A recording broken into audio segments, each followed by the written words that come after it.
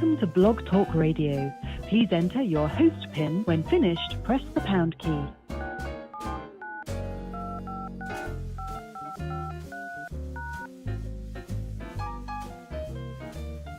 To start your show now, press 1 to hear. Your show will go live in 5 seconds. 4, 3, 2, 1.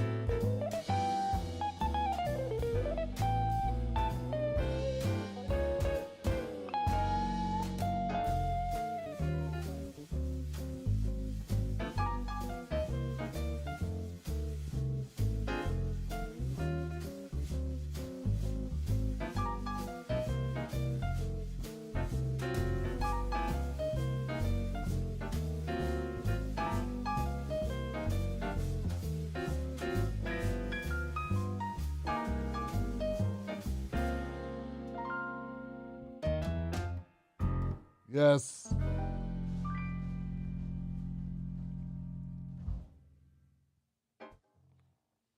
Get out of there. Get out of there, system. Yes. Yes.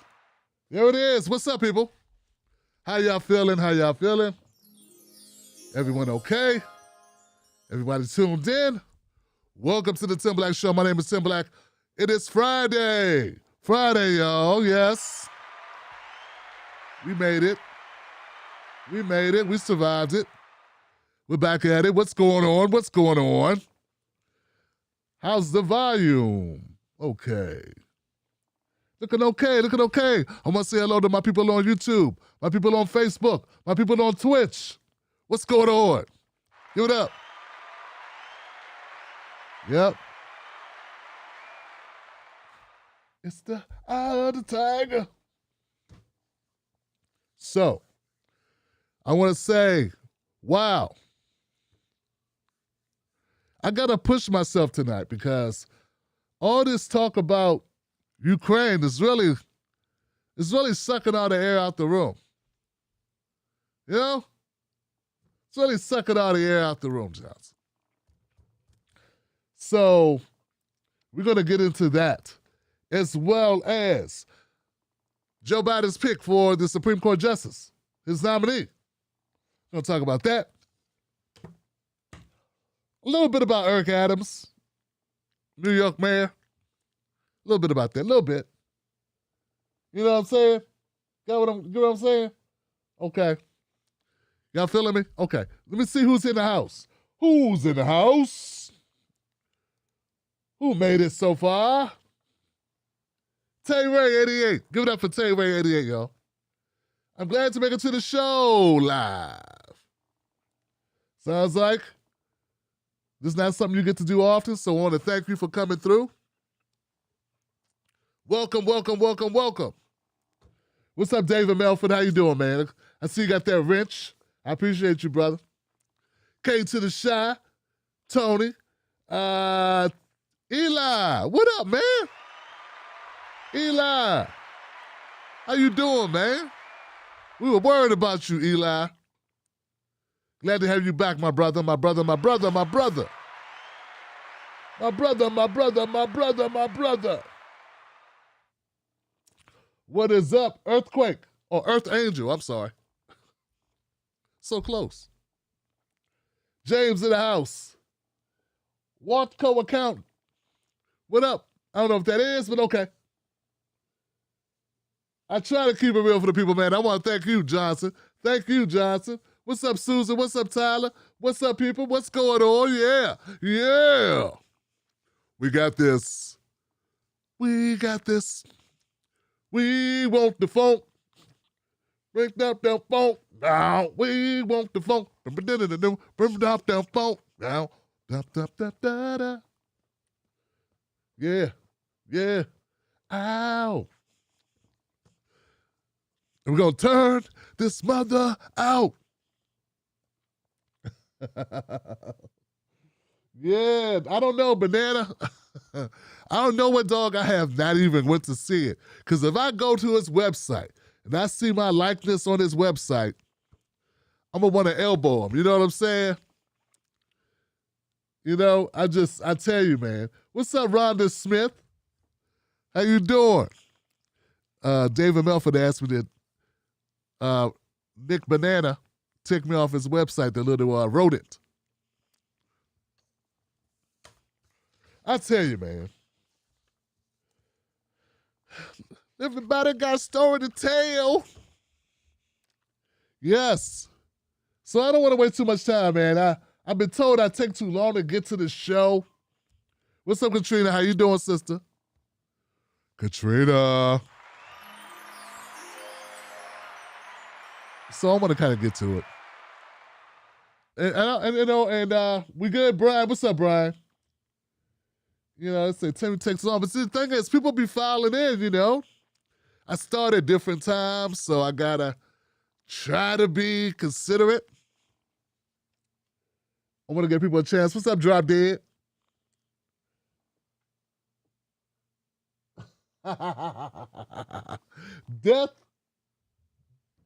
Deathical? Said I never liked Nick. He seemed like a weasel from the beginning. Like a ferret, but less cute.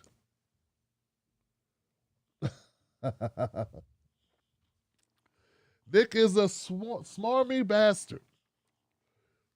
Tell us how you really feel, Tony. Don't hold back, man. You've been hanging out with Tim Black too long, man. You're getting bad like me, man. I'm rubbing off on you.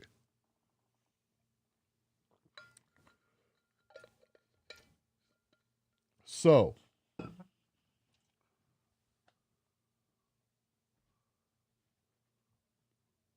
wow. Wow. I didn't see it, Johnson. It was that bad. So Eli says he saw an interview with Nick and Jordan that was so bad that they had to cut it.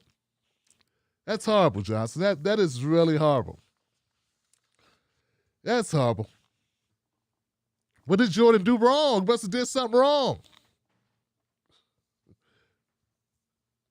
I'm joking, John. I'm joking. Let me not joke.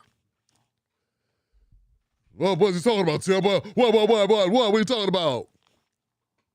I didn't watch it. I'm just saying. I mean, I'm just being informed. I'm trying to stay out of stuff. But as far as Nick, you got to deal with allegations head up, man. Can't run from it. Yo. So, I want to get into this, guys, because I may be seeming a little chipper, like, you know, feel like I'm in a good mood. It might seem like I'm in a good mood, but I'm really not in a good mood right now. I'm really pissed off, man. I'm really pissed off, man. You know, we talk, we give out information. We do this thing from the heart. And my job is to inform people. And I know some things you're going to disagree with me on, right? But the overarching idea should be that I'm trying to get across is you can't trust these mofos. You can't trust. You cannot trust the system. You cannot trust. It's not just that black people, so some people misinterpret it. What I mean by that is I think they see my support for reparations is for a black agenda. I think they only see it because I'm a black person. And that's how America, they don't even understand that that's because they're Americans. You know? They're missing it if you think that's all it's about. America is very deceptive and very much able to create narratives around anything. Well, okay, let me take it here. Let's go this way. When we talk about police shootings, when I talk about Tamir Rice, John Crawford, Breonna Taylor, Amir Locke, Atatiana Jefferson, Sandra Bland, any of the people that I've covered when I cover these types of cases, have you noticed the media narrative can be whatever it wants? And often it chooses to focus on the background of the deceased, unarmed black person. How many people have noticed that? Now, to people for some reason on certain platforms or certain ideologies, when I bring these things up, they say I'm defending or I'm race baiting or something. That's because they don't want to listen to obvious realities. They think it's normal for when a child is killed for us to hear more about the child than the person who pulled the trigger. That's not normal. That's not regular. It's regular to you because you live in this corrupt system where it makes it regular. But it's not regular that the deceased person is put on trial while the person who actually pulled the trigger and took the life is pretty much scot-free. I mean, we know more about the backgrounds of Trayvon Martin than we know about Zimmerman. You knew more about Michael Brown than you knew about that weird Opie Cunningham-looking mofo that shot him. I can't even remember his name at this point. I don't even remember that guy's name who killed Michael Brown. I see him, but I can't remember his name. You know why? Because no one talked about it. Everything was about Michael Brown. But what you got to be able to do is you have to be able to say, okay, we're talking about police shootings, we're talking about media narratives, but you got to be able to take that and transfer it and use it other places when we talk about other issues. Because it's not just about black people getting shot in the street. The same rules apply. Same rules, Johnson.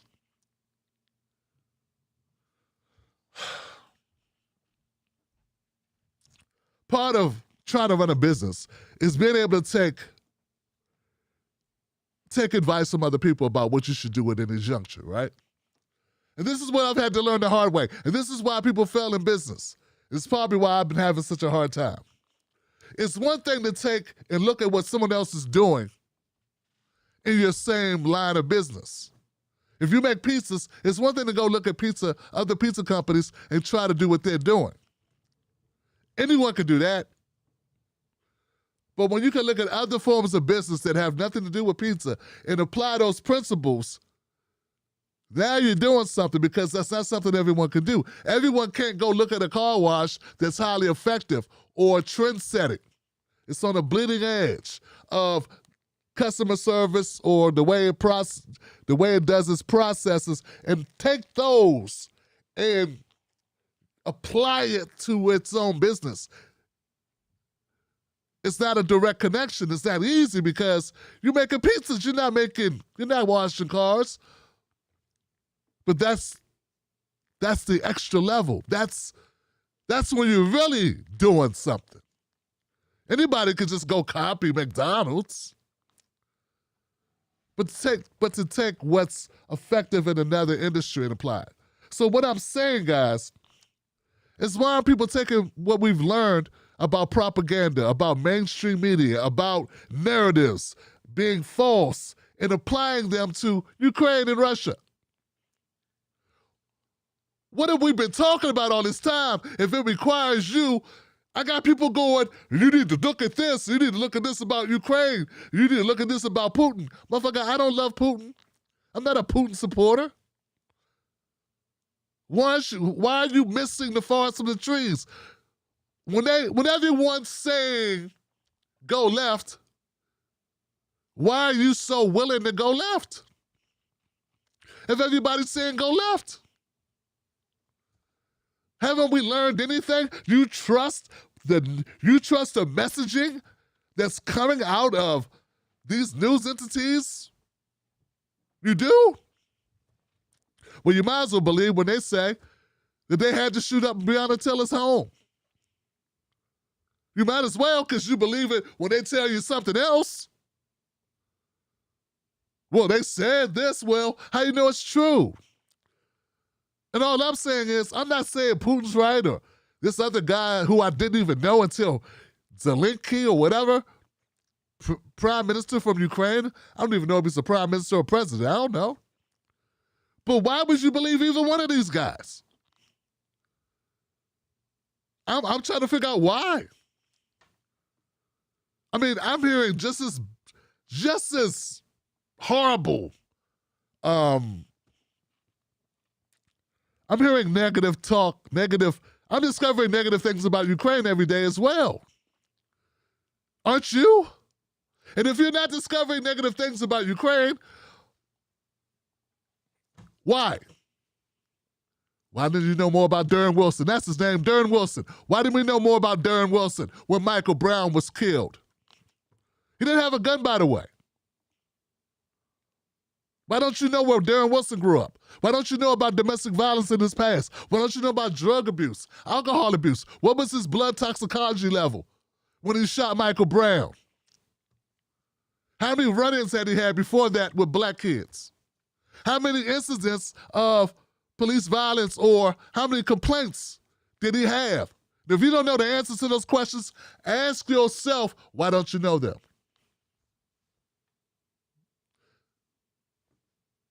Why don't you know more about Ukraine? See, this is what I had to come to. I've been doing this for 10 years. I don't want to assume that it's something to do with my pigmentation, my melanin, that makes you question if I actually give a fuck about the shit I cover. I don't want to assume you think I know less. Because I don't know less. I have a lot of common sense. I've survived this long in this system being this person. A little bit different than some of my counterparts who don't have kids or wife and haven't been black their whole lives in the system that's hell-bent on sending me through the prison industrial complex. The worst they had to do was surf the couch at mama's house and push the Scooby-Doo van. Some of them. The majority of them. These people are considered my peers.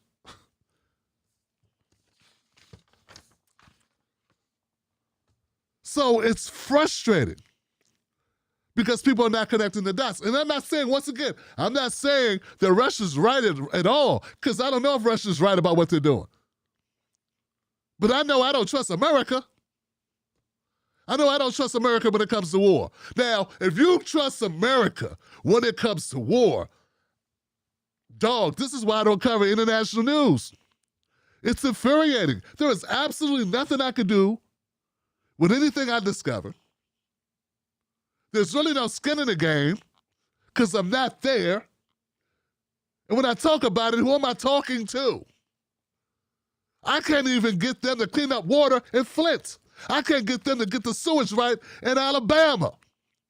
I can't get them to pay the descendants of the actual people who were bombed out of their homes in Tulsa, Oklahoma. I can't even pressure local government to pay the 95-year-old woman whose family was destroyed in Tulsa before she leaves the earth. But People talk for hours about Cuba, Venezuela, Russia, Ukraine. And it's like, damn, I don't know if I could deal with that level of frustration. At least I have a glimmer of hope. I could shame the shit out of Lori Lightfoot. Here's a glimmer of hope. I know it's very slim. You know? Back to this.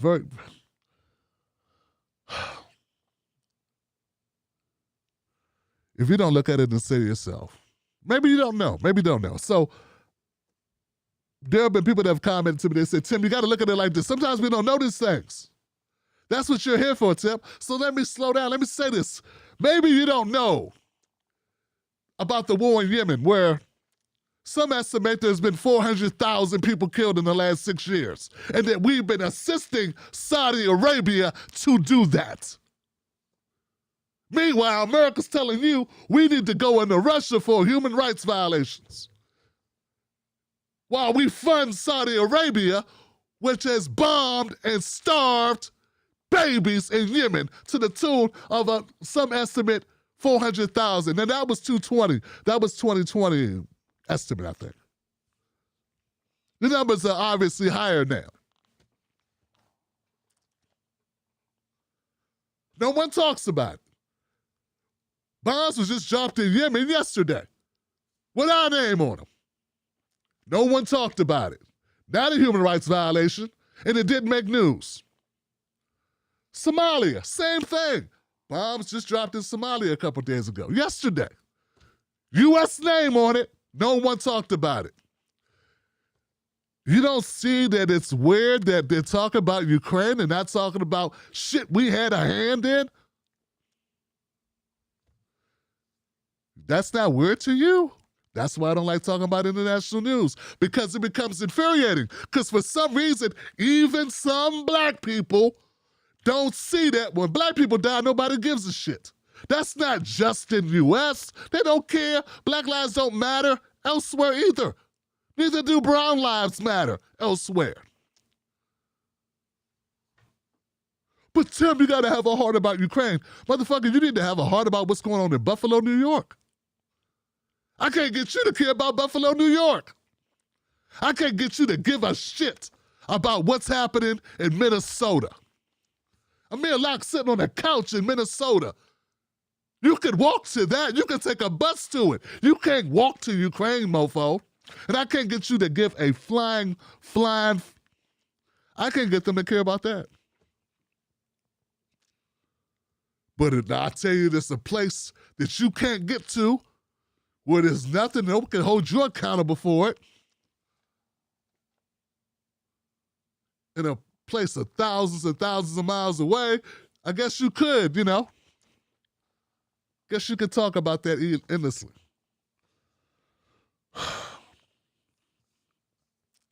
Here goes a little of this.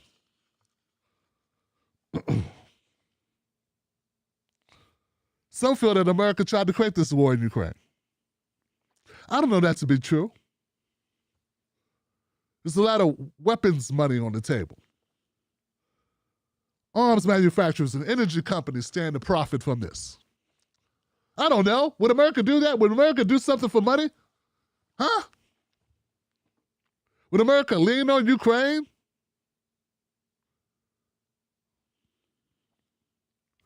We know we're supporting apartheid in Israel. Uh-oh, hope this channel don't go down. But you know this. You know that. Well, we're going to have to start applying same rules to different scenarios. Because one thing remains constant.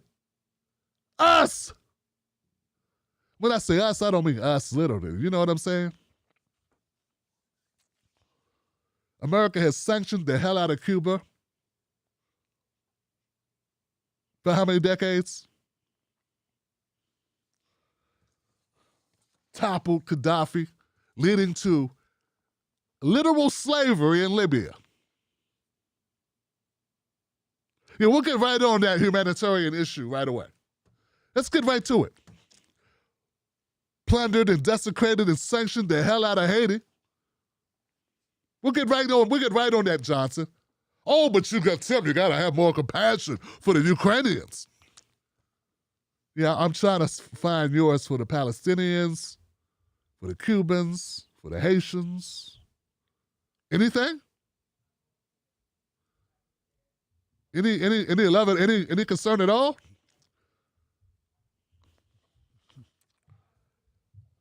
I don't know what's going on in China, but I know we're making them the boogeyman. Why does America always make everyone the boogeyman except people that do their bidding? I don't know. You don't see a running theme here? It's not China, it's Russia, everyone else is bad but us. But we're the only ones that drop nuclear bombs. And we didn't even have to do it, and we still won't even admit that we didn't have to do that. Nagasaki, Hiroshima. We still won't admit that we didn't have to do that. We just did it because, hey, we don't drop it. We won't know how devastating our bombs are. So let's do it now while we can. Yeah, but I thought we already had a peace agreement. Yeah, I know, but drop it anyway. These are the people that you're saying I need to listen to when it comes to intelligence in order to form an opinion on my show as I discuss these events that I can't validate. That's really what you want me to do? And if I don't give it the requisite amount of attention, you say I don't care about it, huh? I don't care. Oh, okay. Now, maybe I just don't believe everything I'm told. And if I can't get you to care about what's happening right here in D.C., where I live at, where our homeless population is tripling, that's being gentrified to hell, life expectancy plunging for black people in this area, why would I think you care about us? You really think they give a fuck about Ukrainians? I mean, come on, Johnson. We don't care about vets. U.S. vets. Oh, God. You got to hand it to them, though. They sure know how to form a line, don't they? A line dance, boy. They all learn how to do the same steps right in time, right on beat, too, don't they? Don't they all fall in line? There's a price to pay for that falling in line, Johnson. Know that shit. It's a price to pay for every one of these people that are falling in line if they refuse to. They will be blackballed the fuck out of their jobs. Know that.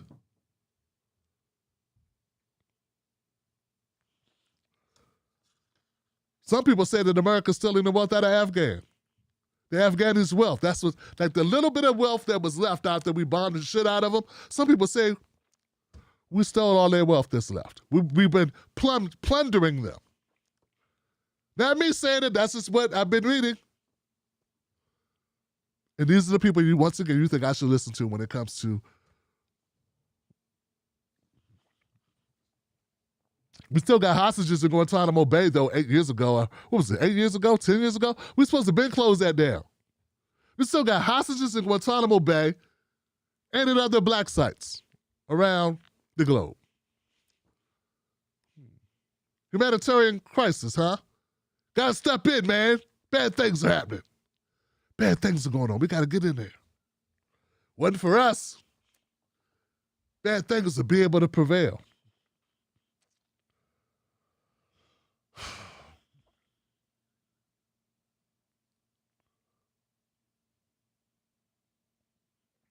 You know, we could talk international. We could go right back to our domestic policies.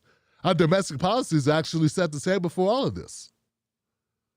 Federal Reserve is a piggy bank for whatever mischief our war machine is up to, right? A good backstop for our financial securities to make fun time with our retirements and our pensions, with our home mortgages. Meanwhile, the working class is being thrown down the shitter. And I guess we're going to pretend that this is just incompetence. Sort of like when the cops show up in the black neighborhood and accidentally shoot up the place. It's just incompetence, Tim. It's not It's not racism, it's just incompetence. We got to learn to, once again, take one, look at it, and apply it other places because it's not in a vacuum. This is the mode of operation. This is what we do. The person that lies to you about where they were, who their friends are, where they're going is the same one who'll lie when they cheat on you. When your money's missing, when the accounts are emptied. It's a theme, it's a feature, not a bug. You know this stuff. Well, if you know this stuff, why are we having to have this conversation? If we all know it. We're supposed to be the smart ones. We're supposed to be the see through the nonsense. But there we go. Had a couple people tell me, I don't like your video, man. Well, I never once said anything nice about Putin. Well, it's just, you weren't being supportive enough of the Ukrainians. Be supportive of the Americans. How about that shit? Yeah, I mean, all life is precious. Every bit of it. That's why I don't like talking about international, because I have a problem. I can't look past what I see here. I mean, I'm sorry. I mean, I didn't know in Ukraine they're worried about black people in D.C. or Maryland. I'm sorry. Maybe they are. Maybe they can't sleep at night because the infant mortality rate for black babies is almost 3 times higher than white kids. Maybe the Ukrainians can't sleep for us. Ooh, they're just, oh my God, they can't deal with it. I'm sure they're having a hard time tossing and turning in their beds, worrying about little black babies here in Nashville, Tennessee. Black mothers dying 3 times the rate of white women giving childbirth. Our babies dying 3 times more often. Almost 11 per 1,000. White women, 4 per 1,000. Or white kids, white babies, which is horrible. Who's losing sleep? I don't know. Maybe there are other people in other countries, or are they also focused on what's going on in their own country too much to kind of worry about what's going on domestically with us? Would you fault them for it? No. But I'll get faulted, though, if I don't have the requisite amount of compassion for people in other countries when my shits are, okay, I'm getting too pissed off now. Okay, I discovered this today. How many people know what Operation Paperclip is? This will say everything. And if we need to go further after this, we really need to have a conversation about being naive.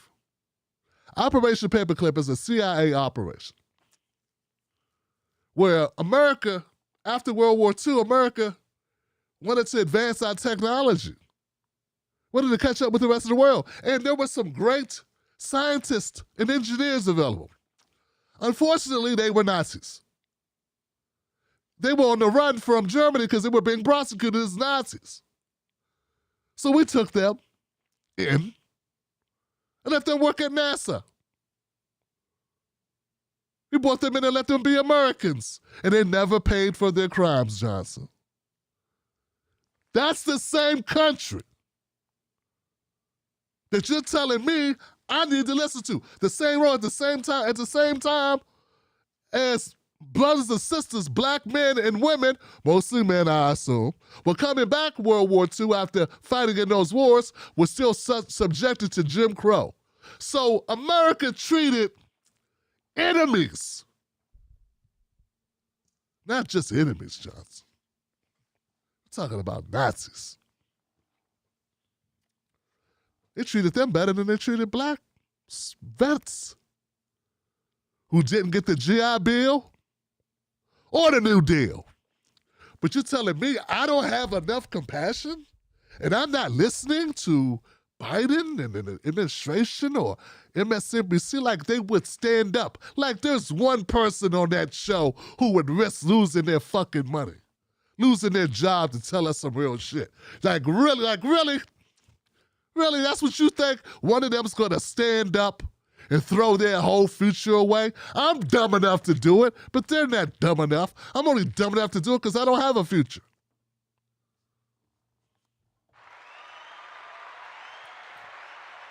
I'm stupid.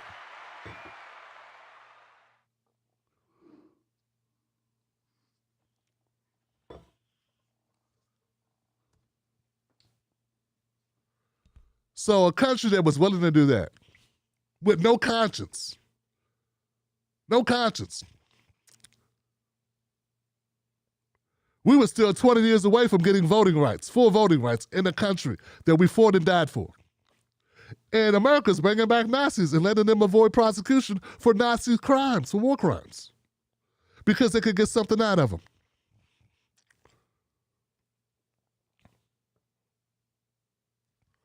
I'm still trying to understand what I'm supposed to trust. Am I supposed to trust something about this government? And I'm not even saying, once again, I'm not saying side with Ukraine or side with Russia. I'm saying, wake the fuck up, Johnson. It's worse than you thought. Now, if you know these things, and I can only assume you don't really know these things, you're not in the media business, so you're not risking anything by thinking something. Unlike those of us who are risking things like opportunities. Like someone wants to come on the show of the guy who may be too soft on Putin. Like that's going to help their candidacy or help their profession. It won't help them. So you got to be very careful, personality media, who has another job doing whatever you do, that doesn't have tape of them talking, that will hurt them next year, the next 5 years.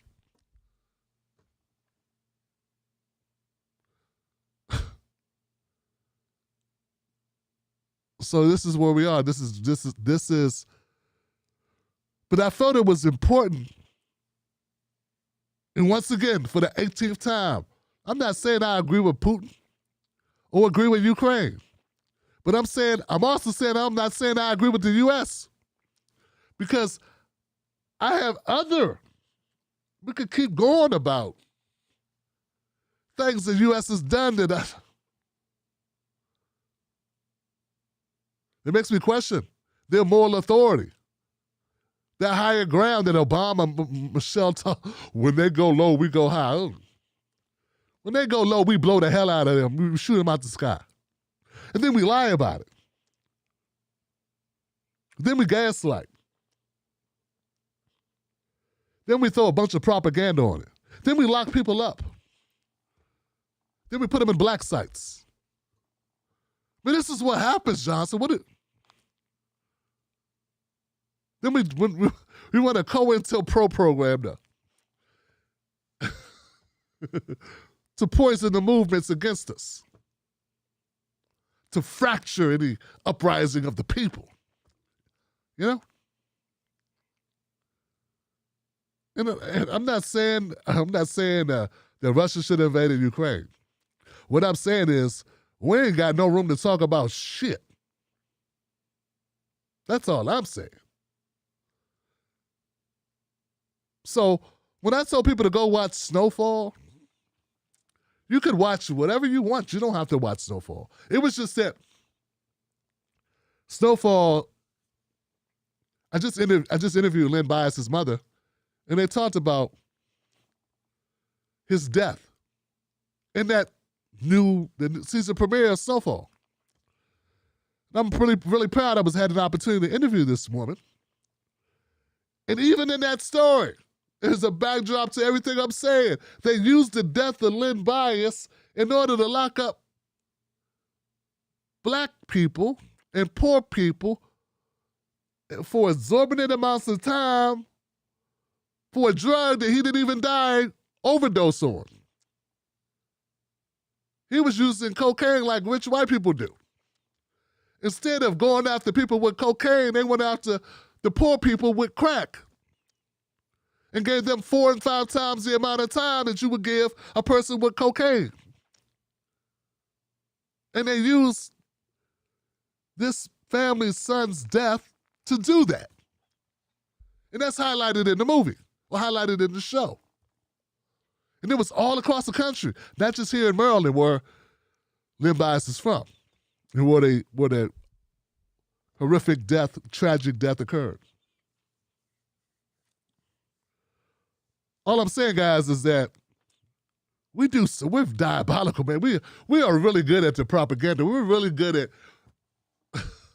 pretending to have the moral authority, being the moral authority, pretending that we got everything built on it. We got our movies built on it. We got everything. Don't let the numbers fool you. Very few people have the guts to say this type of shit without hedging. They'll hedge the hell out of. They can't make a statement without going this way 3 times, that way 3 times. Well, it's this and that, and equivocating and going different directions. No, it is what it is.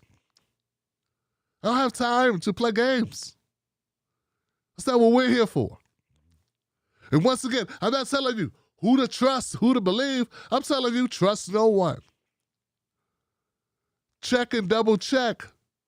And then realize when you're given a whole bucket full of information on one and almost no information on the other, there's probably a reason why. That's all I'm saying. It's probably a good reason why you get a treasure trove of info that puts you in one direction and almost absolutely nothing about the other side. Once again, what did you know about Darren Wilson? He was the killer. He shot Mike Brown.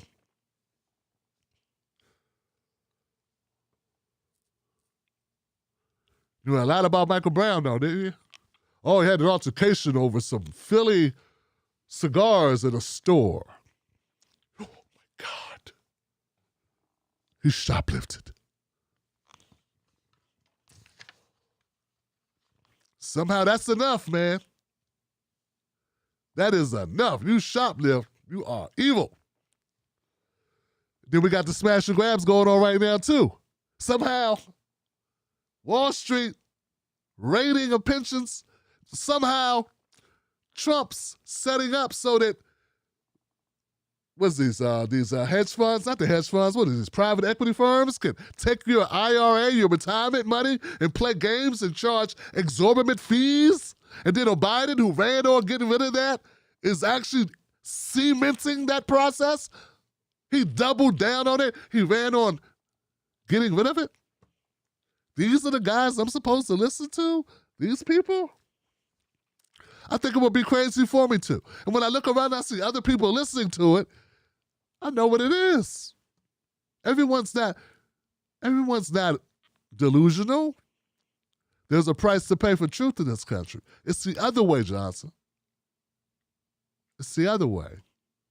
It's not a price to pay for lying. I mean, maybe if you get to like Alex Jones level and you just shock and awe everybody all the time with a bunch of bullshit, and then they focus on that to camouflage those times you weren't bullshit. You get what I'm saying? Because you're not exactly going to hear Rachel Maddow run down Operation Paperclip.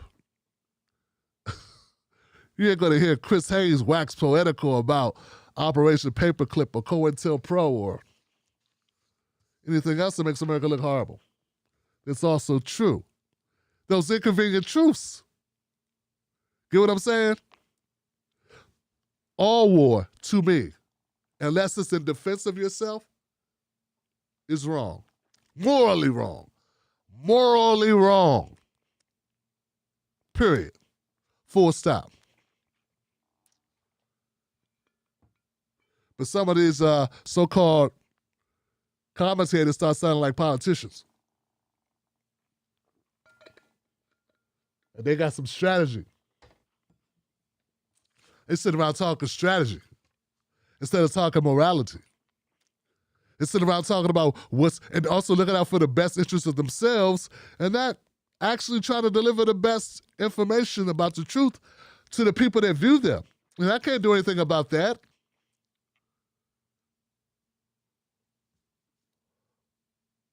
But it's a price to pay for telling the truth in this country. I don't even know who the Azerbaijan. We gave them $100 million?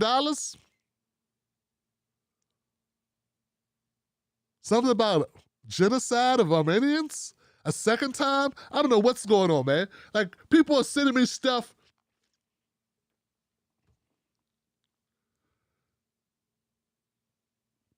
It doesn't make the front page. It doesn't make our newscast. That's what I'm telling you.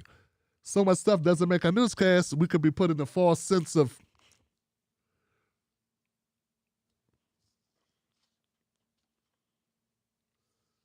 America never apologizes for supporting over 100 fascist coups worldwide since World War II.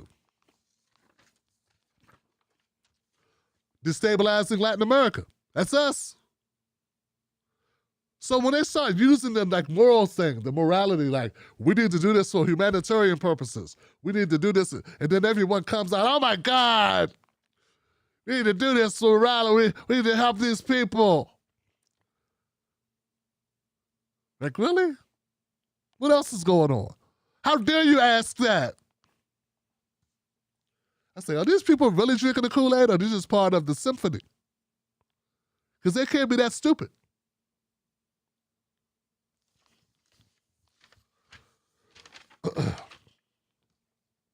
Even now, there's a new nominee. Let's segue into that. There's a new nominee for Biden picked the Supreme Court person, whatever.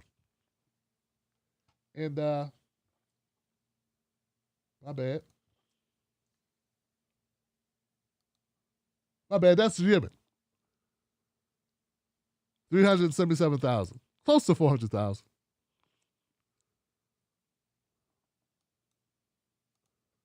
U.S. bombed Somalia yesterday, has been bombing it for 14 years. U.S. bombs were dropped on residential areas in Yemen the day before. These weapons are aimed at some of the poorest people in the world, the ungrievable lives on the other end of business as usual. Radio silence, though, Johnson. No one talked about it. And that happens all the time. Part of the reason why I refrain from talking about these issues, and because too many times when I first started out, I would listen to what was available. And then I would feel so suckered. And I felt a personal shame to be so fucking wrong.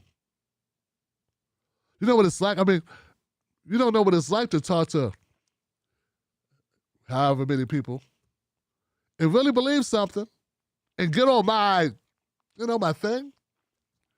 Adamantly talking about it from the heart, passionate, and then to find out it was all BS. And I need to fact check the fact check of the fact check. And having not having the apparatus in order to really do a good job at it, a thorough enough job, it became very daunting. You know what I'm saying? It's just not like you can just get firsthand information whenever you need it. So that was part of the reason why I don't cover that often. Occasionally, I will stick my toe into the water, of international politics. But it is people's lives. That's why I tend to stay away. 377,000 people. Our country had a hand in that. There are atrocities occurring right now in Saudi Arabia, and we just send them money like nothing. So when America says we're doing something for humanitarian purposes, we got a short list of humanitarian atrocities we're a part of that have our blood or their blood on our hands that we're not doing anything about. Because it's in our best interest, monetarily or strategically, to do so.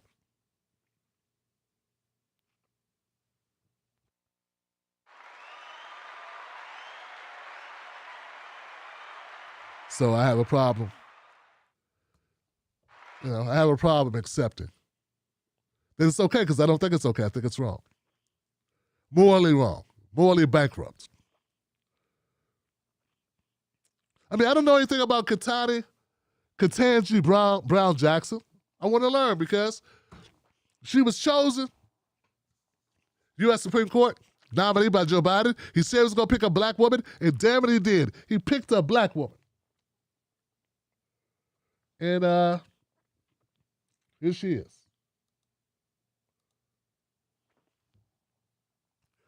What I learned about her so far is she's very smart. Went to great schools. Obviously, she's a black woman, and that's brings some diversity. But what's really about her that makes her a good choice? Because, diversity alone is not enough. Anybody could sell you a lemon. I mean, I'm just saying, you get a lemon from somebody, that a car that doesn't run right, from whoever's selling it. Not one certain person gives you bad cars out here. So things about her career that sets her apart, according to this investigation. Her parents worked as public school teachers, and then they ascended to higher positions within the public education system. So that right off the top kind of tells me that, she comes from more humble means. She also worked as a public defender in D.C. That was back in 2005. She quit a big law firm to go do that. That's different. That's very different. She did that for a couple of years as public defender in D.C., and then she went and worked at a law firm, Morrison & Forrester, 2007.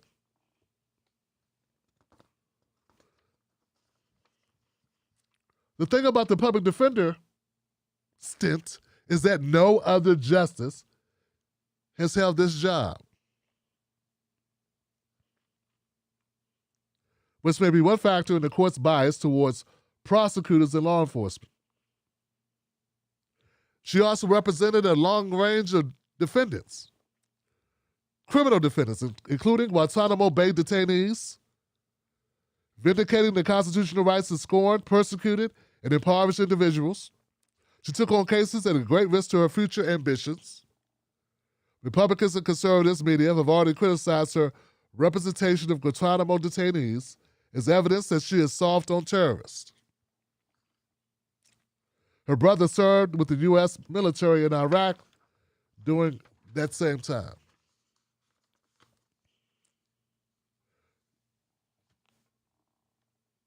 I'm not saying it's everything.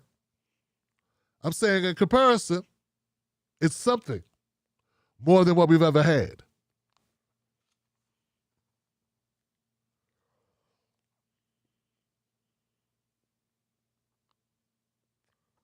The media has made much of Jackson's most personal encounter with the criminal justice system. Her uncle served a life sentence for multiple drug offenses.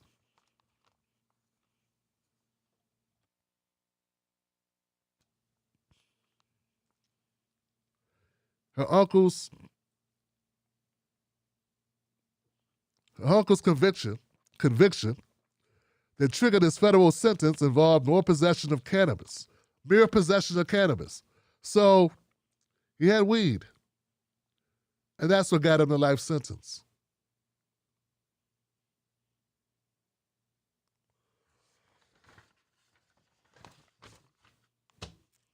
Interesting. I mean, just someone with a background of suffering, background of knowing the inequities of our legal system. May bring something a little bit different to the bench.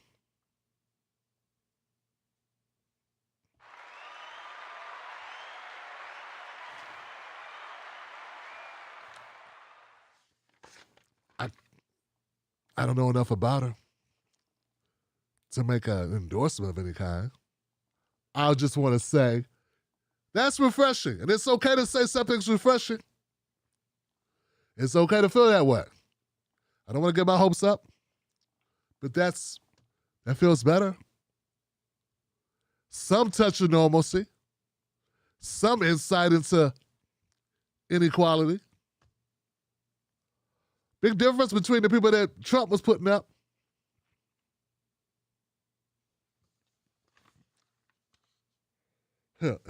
Big difference between the people that other Democrats put up too, right? All right. Last thing I want to touch on is Eric Adams. Then I'm going to go to phone calls. I don't have much else tonight. Eric Adams, New York Mayor Eric Adams. Is there anything good to be said about this guy? Everything that I hear, everything I see, touch about him, what the hell, man? How did he get the job? Or is it just a relentless media push to make him look horrible? Okay, so he's only been mayor for a very short amount of time. We already know about the stop and frisk he wants to bring back. I don't know if he started that yet. His big push is to get the homeless, to criminalize the homeless and get them out of the subways. Now to say we want to get them out of the subways, where did they go, Eric? Mr. Mayor? He's made comments he made some whack comments. He's saying people, were so low skilled they couldn't work from home, and now he's like, yeah, you can't stay home in your PJs. Some people lost jobs.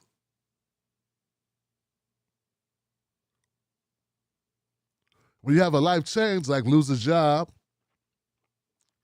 your whole life has been twisted upside down, and then you got a job doing remote work for a while, it becomes your new normal. It's just ironic that Eric Adams can't put himself in the position of those other people, those so many citizens and constituents who've had to make life adjustments, who didn't ask for a pandemic. It fell upon us. And we adapted. And this thing about drill rap, I don't, it's a form of rap that talks a lot about drugs or gangs or whatever. And it's just like anything else. It's just like everything else that about hip-hop.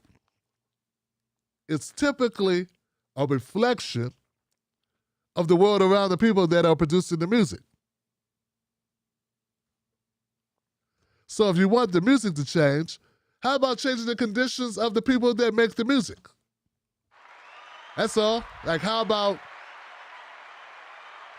Yeah, no, that's the hard part, right? You'd rather people just lie and rapped about dandelions and horses and green pastures, but their lives still be shit. Yeah, as long as they didn't talk about it. Yeah, don't talk about it because it sounds bad.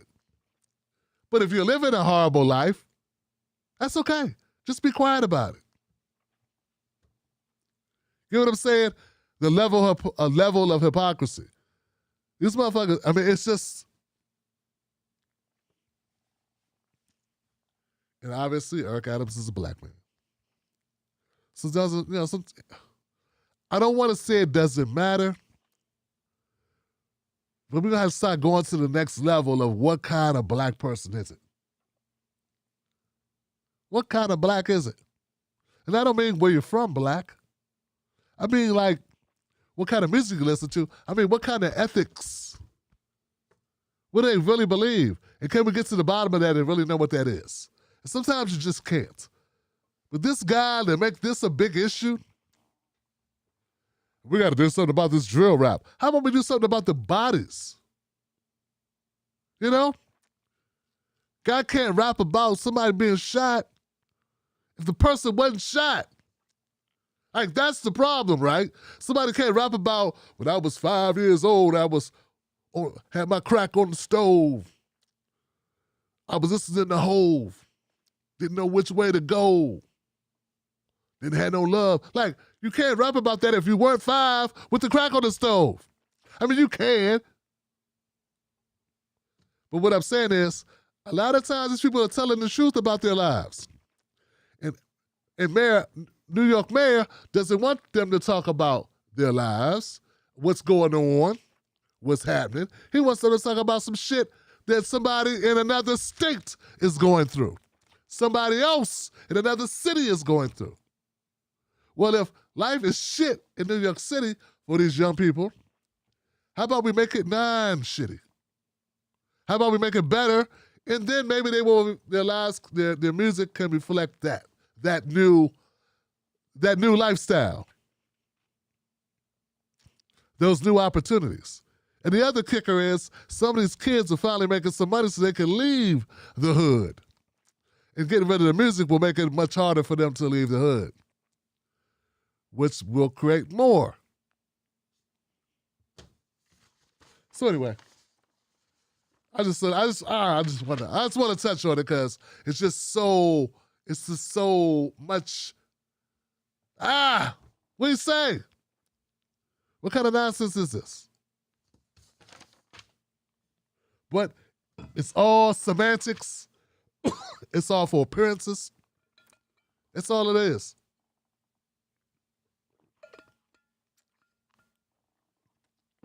Like if Cube didn't talk about South Central or DJ Quick or whatever, that would have changed South Central.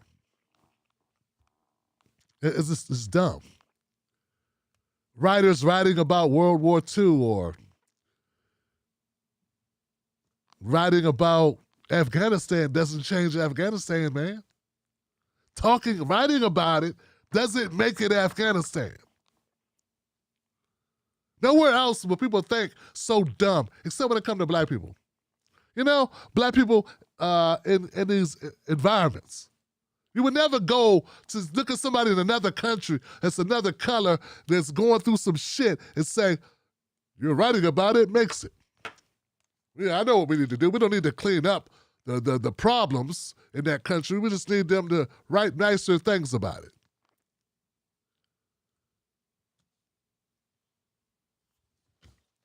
It's fucking stupid. What a joke. A bad joke. You know? You don't talk about the human trafficking. Let's not write a book about that. Let's talk about how great it is to be a kid. And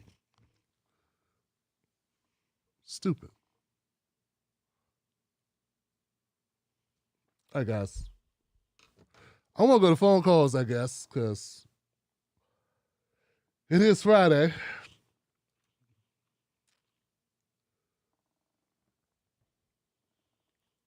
Well, let's do it. Let's go to phone calls, Johnson. Lord have mercy. All right, 470, you've been in the queue since I started the show. Either you have no way to hear the show other than calling up, or you really want to talk. So I want to go to you first, my friend. One moment.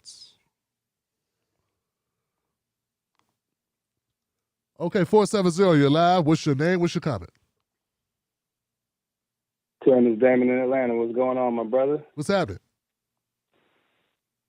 Haven't called in a while, man, so I wanted to be first on the call, man. But a couple of things I want to touch on. First things first, with the understanding that what's going on in Russia and Ukraine, it's a very serious issue.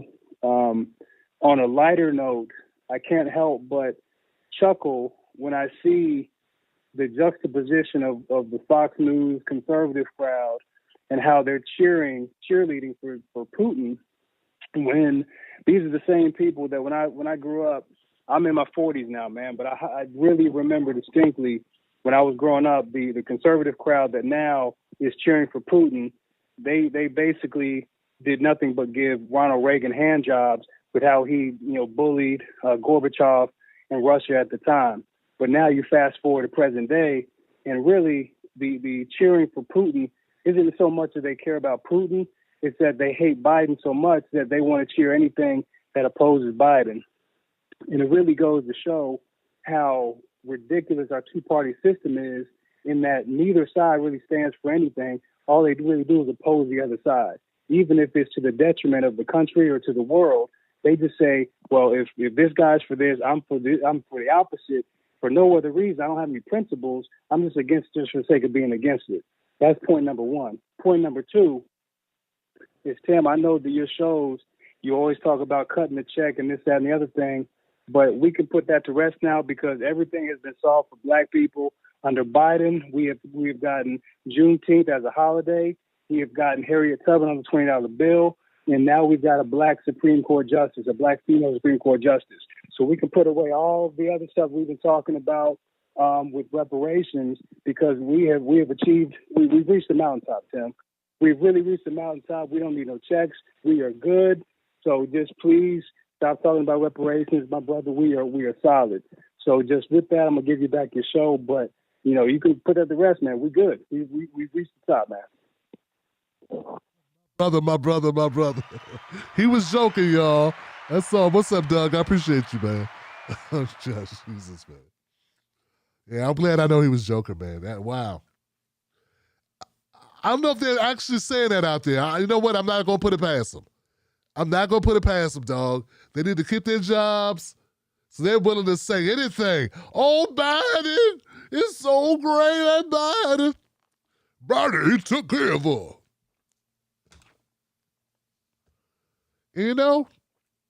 It's, damn. And I just had this conversation. With somebody online. Like, I understand you need a job, Johnson. I get it. But damn, it don't make it easier to swallow. You know what I'm saying? But yeah, brother, they could do all that clapping if they want. They could dance if they want to. I ain't dancing to that tune. Cut the check. It's not going to change. This is not transformational. Juneteenth doesn't change our lives one bit. Harriet Tubman being on a quarter or the dollar or the $2 or the 20 or whatever, it don't change nothing. You know where we stand, brother. And you know what you're right about? You're right about people not having a core. Like if it hurts Biden, they support it. If it's the opposite of Biden, they support it. It's like that's where we are. That's where our politics is. That's not how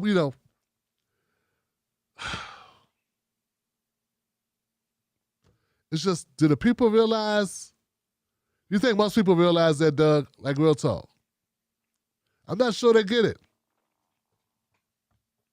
Like, they will find a way to make a sunny day a bad thing. You know what I'm saying? Like, they have the tenacity, man, that they can make something good seem bad and something bad seem good, all because it depends on who's the person who made it, who's responsible for it. Who can be blamed for it. You know what I'm saying? So it's so frustrating. That's why I had to make another channel, because I can't just talk about this shit. This shit it's repetitive nonsense. I got to have another channel, Doug, where I can talk about something beside politics.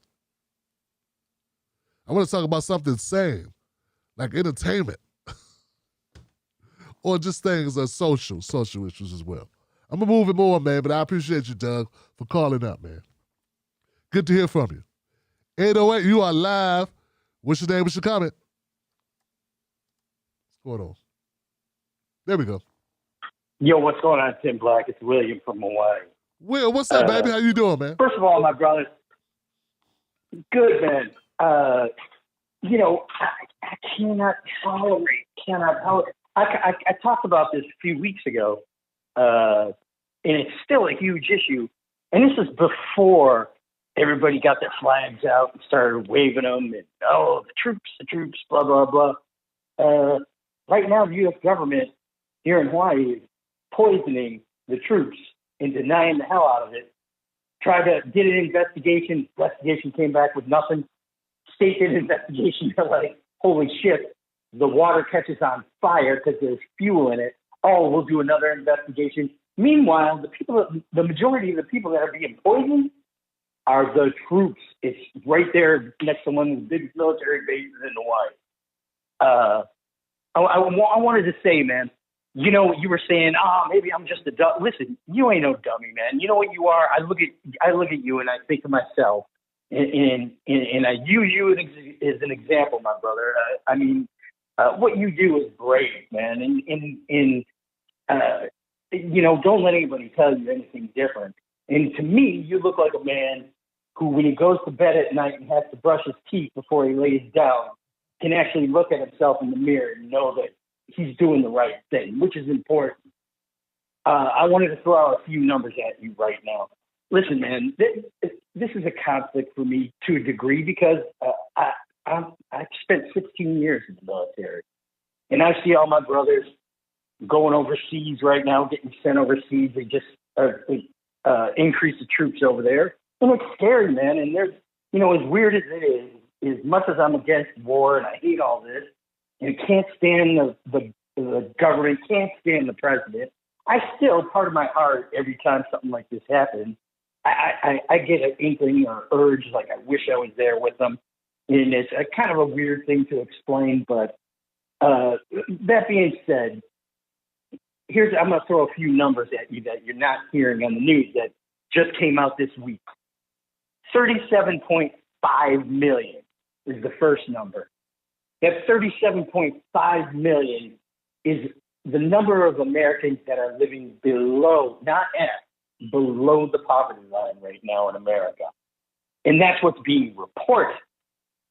3.1 million is the number of children that just got thrown back into poverty by this administration. You know, the ones a few months ago that Biden was claiming, oh, you know, the 41%, blah, blah, blah, the children we raised up out of poverty. Well, as he just turned around and immediately threw their asses right back into poverty.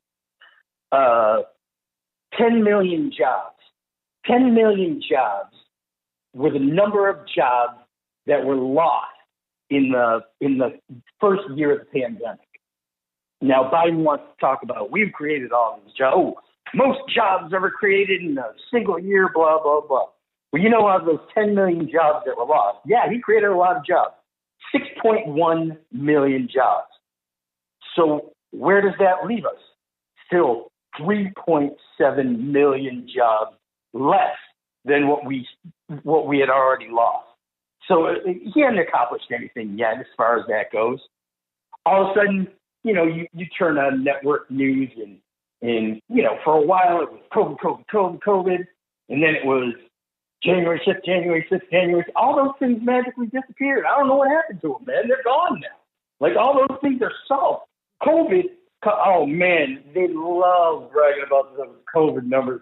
Oh, they're practically down to zero. Well, that might have something. I don't know. I'm not that smart of a guy. But it might have something to do with the fact that they sent out home test kits, and now people just test themselves at home, and they got nowhere to report the fact if they test positive or not. But right now, man, in my town, everybody I know has fucking COVID. But, the numbers are just basically zero now. There's nobody with COVID. It's like a magic pill. Yeah, it's funny, too, because I remember listening to all the yap of when Trump was like, well, if we stop testing people, then nobody's going to have COVID. The numbers will be great. Well, that's exactly what the fuck Joe Biden just did. Gave no way to report the COVID. So, we got great COVID numbers. We're just going to open up the country, open up the state. Everything's going to be wonderful from here on out. I can't tolerate, too, man, the fact that all of a sudden, all these, you know, I call them the no matter who's, you know, vote no matter who. When the fuck was that ever a good idea? But apparently a good percentage, at least half the country, bought that fucking line. No matter who. Well, just, you know, throw him in office. No matter who. You don't have to promise nothing. Just no matter who. All of a sudden, since this Ukraine war popped up, all those sleepyhead no matter who's, all the ones that have been sleeping while all this other bullshit has been going on, Biden's been fucking everybody over right now. all those, no matter who, suddenly woke up and they started raising their flags and they're all happy, waving them. And I'll tell you, man, it drives me absolutely. I don't want to hear a fucking thing out of anybody who hasn't piped in on anything about Joe Biden for the last fucking year while he's been just raping the country, just screwing working people, screwing low-income people over. I mean, it is to the degree where it's absolutely disgusting, man. You keep fighting the good fight, Tim. You have more strength than I have at times, man. And I for one, appreciate everything you do. And I know, for one thing, you're a man who can sleep well at night, and you deserve any accolade that will come to you in the future, and I know that it will, Tim. I know in my heart that you will get your due for the work you've done. Thank you, my brother. I appreciate it. Give it up for my caller, Will, man. Thank you, Will. I appreciate you, man. Wow, man, those numbers. Oh, I'm going to use those numbers, Johnson. Got to use that data. So you know what it was with the children and the poverty rate, right? So that upfront earned income tax credit they were giving the families during the year, monthly basis, they cut that out because, you know, they couldn't get it passed. So it expired. And since, you know, they couldn't get Manchin on board, and Cinema, the evil Manchin and Cinema, wouldn't go along, was it Biden? Not trying to make him go along, of course. No, he really wanted to get it done. That's why he was always in West Virginia and Arizona trying to get them kicked out of office. I tell you. And Will, you don't got to apologize, brother, for having that affinity for your brothers and sisters in arms. That's your life experience, bro. And look, when I talk about what our country does militarily, I'm not talking about the soldiers. I know some people would, I'm not talking about them. I'm talking about the rules made at the top, okay? That's what I'm talking about. Very few people join up knowing what's going to happen. And ironically, for a lot of folks, they go into certain lines of work not knowing what to expect and having an idea of what it's going to be and then finding out later what it is. So there it is. 651.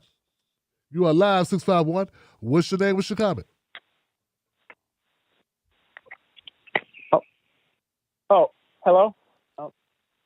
Hello. I didn't realize I was on the line.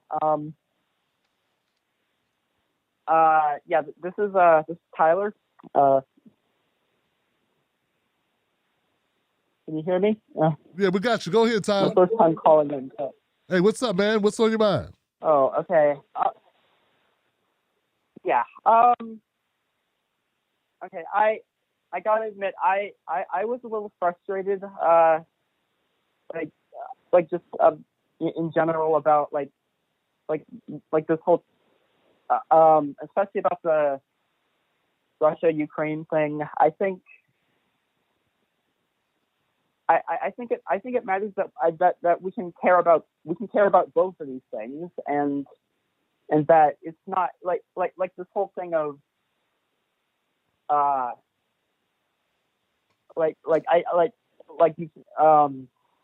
don't know. I'm kind of rambling, but I just feel like if we're not focusing on what's going on in Minneapolis, then we're focusing on what's going on over there, and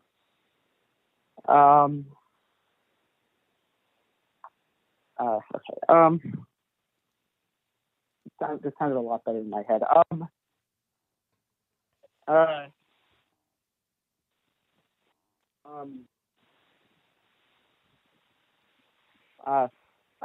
just think that I just think we can care about both things going on right now. It's not like a one or the other thing, and it's like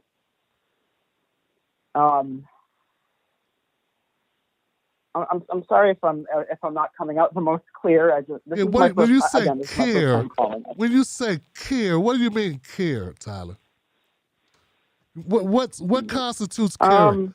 How do people express care? That's a feeling. That's not an actual action. True. True. I'm not saying we should like get into like any sort of like military conflict, because that's not that historically that's never been good for anybody. I mean, the United States has never been really part of that. What I mean is that like when you've been the way you've been talking about the Russia-Ukraine thing, it just seems to me like you wanted to talk you wanted to talk about it because you've been told by other people that you had to talk about it, not because you actually wanted to. I don't know. Maybe I'm wrong. Maybe. Yeah, you're wrong. No one tells you what to talk about. No one tells you what to talk about. But it's the only thing in the news to talk about. Like you can't avoid talking about it because it's everywhere and it's on people's minds. But no, it's not because people told me to talk about it. It's because people tell me to talk about a lot of stuff. It's like the thing is, like, I live in Minnesota. I've been to many protests. I've George Floyd. I graduated high school at right around the time when the Floyd protests were heating up. So like it's been like all of this has been like a huge part of my coming of age experience, and it's like the thing is. So you care about George Floyd? That's good. But you think I don't care about Ukrainians? Right. You think I don't care about people getting shot? It's not. Okay. It's. I know people in chat are probably like, oh, like spit it out. What are you talking about? Like, no, don't worry about them. They're good. It's between you and I. Don't worry about them. Yeah. So yeah. Of course you care about people. Of course. Yes, I care about people, and it's like the thing is, it's like when you were saying like I can't get you to care about like what's happening in Buffalo, New York, or that sort of thing, or I can't get you to care about something that's happening in Minnesota. Well, like the thing is, I live here, and Why do you think I'm talking about you, dude? I'm not talking about you. I know how bad it gets here, and it's no. I mean, America as a whole, like, dude, you got to admit, like, this is everywhere. I just told you, we bombed a couple countries yesterday, and no one talks about it. So America is like really, our media is very selective about what it deems important, and that's not focused on my audience. My audience obviously cares about black issues, because if you didn't, you wouldn't be watching. You wouldn't be watching this show. Well, right, of course. Right, so I'm not talking about you, dude. So, right? Yeah, I know. Well, I'm just saying. I like, which gets to my other point. I just think, like who was it for? I know it wasn't for me, because I as someone who watches your show. Who was what for?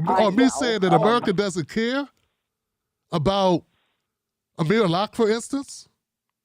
No, that's for America, dude. Same thing when I talk about racism. Well, it's not for you. When I talk about racism, I'm not talking to you, I don't think. I hope not. You are tired of the young man, right? Yeah. That's in our... Why would you think that this is about you, dude? Like, why would you think something like that? I mean, when I talk about bigots and white supremacists, I'm not talking about you, but when I phrase it, I said, I'm talking to the world, but it's not. Nah, man, don't take it personal. Please don't take that personal.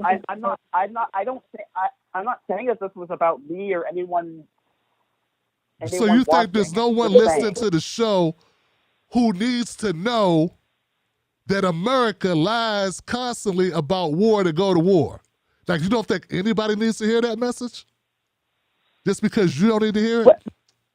No, I do.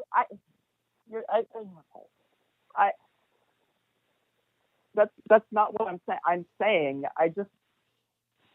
I know how bad America can get. And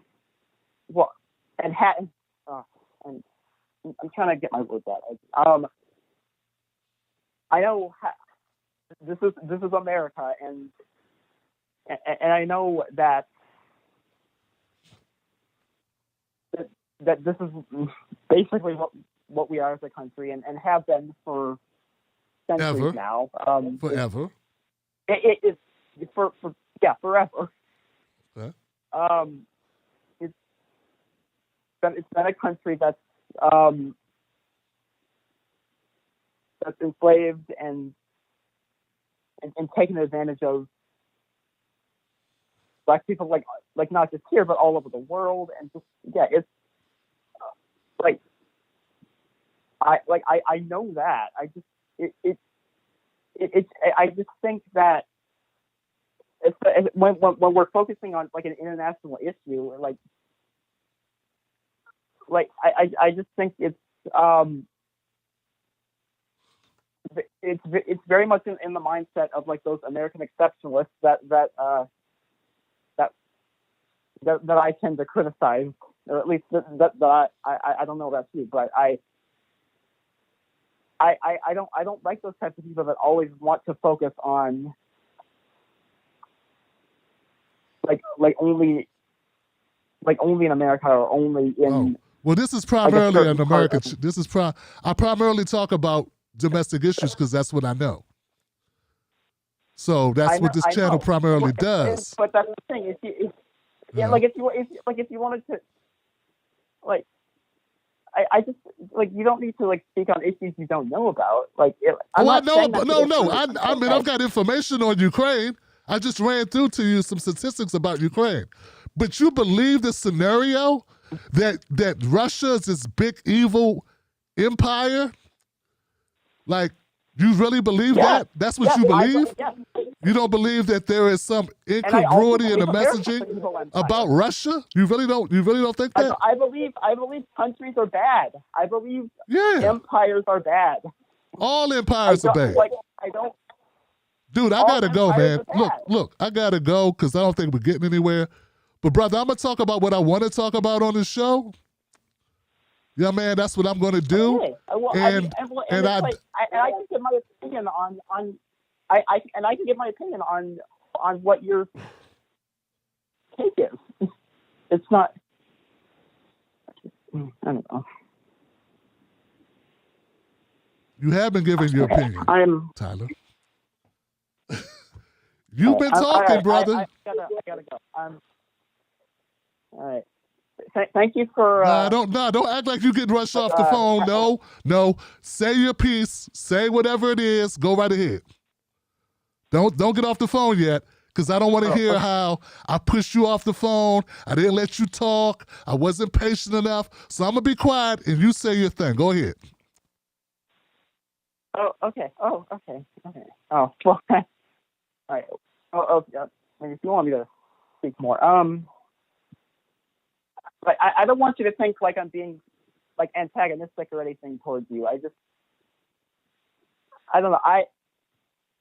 I'm just the type of person to care universally about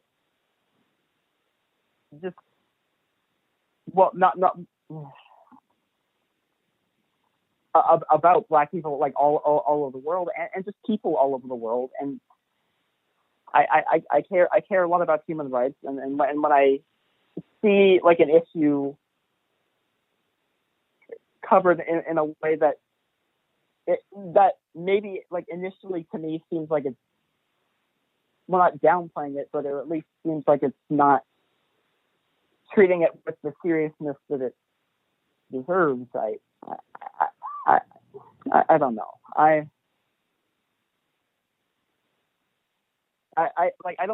don't blame you if you don't really want me to call in again after this, but I just I don't know.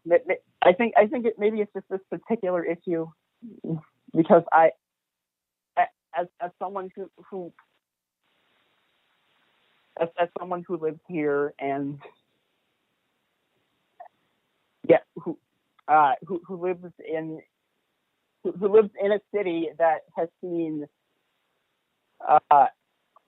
thug cops murder innocent black people,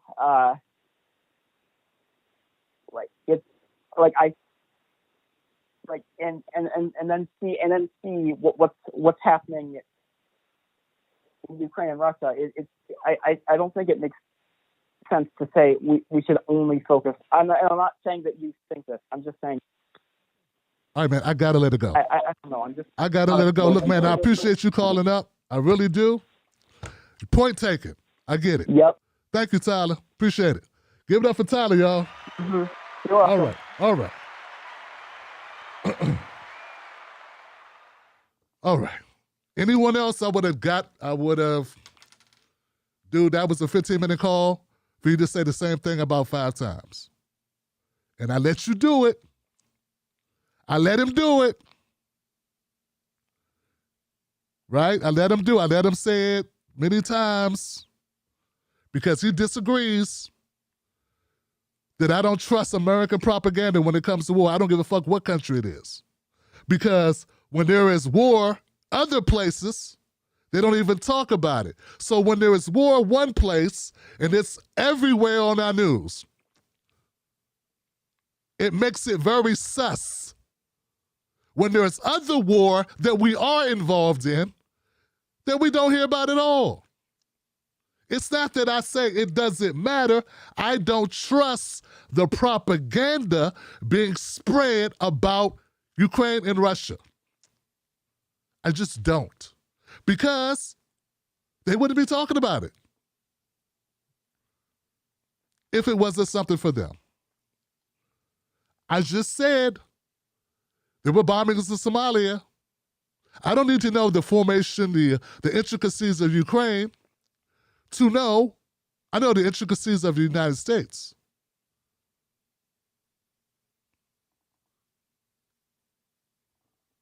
I know my country. I know the history of the United States. I know what they did to Libya. I know what they did to Iraq. I know what they're doing in Afghanistan. I know what they're doing right now in Somalia and Yemen. But I'm supposed to listen to Biden pontificate about human rights? Meanwhile, we are slaughtering people right now. I don't know how much clearer I got to make it. You think I don't have the requisite amount of compassion for Ukrainians? I don't get it. I don't get it. But I'm just going to go to the next call. I got to learn. I have to learn. Mrs. Black, what did I tell you? What did I tell you, Mrs. Black? Whenever I elevate, it becomes this. Whenever I elevate,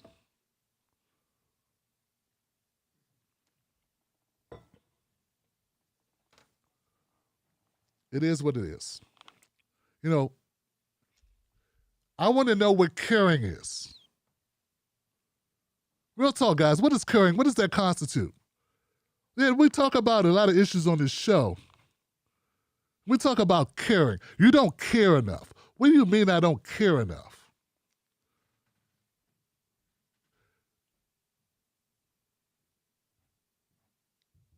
I'm really insulted, man. I really am fucking insulted. What do you mean I don't care enough about people? What the fuck?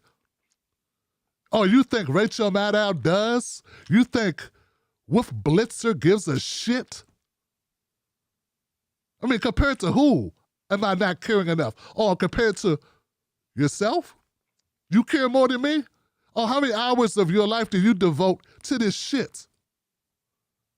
It's not my fault I live in a country that lies to its people to the point that they are so jaded that they don't know what to believe or what to think about its own country. I did not create that. But I'm not going to walk around listening to their propaganda and just take it as face value and run around with my hair on fire. Meanwhile, I just told you black babies die 3 times the rate of white babies. And America is fine with that.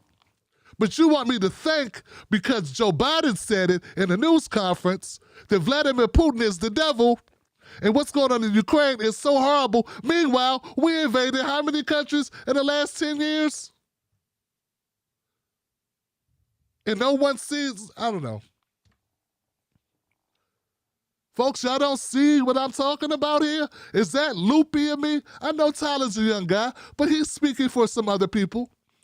I'm sure there are other people that agree with him or have a similar or a similar take on this. And all I'm saying is, man, I cannot square, and maybe I'm bitter, man.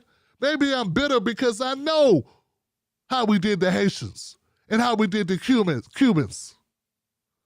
Maybe I'm bitter because I know what we did in Latin America. I know what they did to Gaddafi. Maybe I'm bitter. Maybe I'm jaded as fuck because I know these things. And maybe I'm upset because on my Twitter timeline, I had to hide posts of babies, Yemenis babies, because I have people that fucking post pictures of babies this fucking big, man. Because they want the world to see the starving babies in Yemen. And I can't see that shit every day. And maybe that's my reality. Maybe that's not your reality, you know? So when I hear Biden or his fucking high horse, it bothers me, man. When I got a block, I can't look at these shriveled up faces and know my country got something to do with that, but everyone wants to talk about Ukraine. Everyone wants to talk about it because the fucking media is talking about it. But if if we weren't talking about it, you wouldn't be talking about it. If they weren't talking about it on MSNBC or CNN, no one would talk about it. No one would give a fuck. Because it's not about life. Because we losing lives here. We lose more lives in this country than when you lose in war. I just did a show where I talked about human trafficking.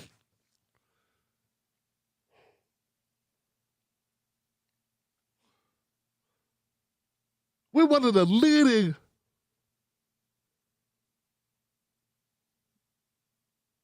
countries with human trafficking. Mostly young women, but also some young men.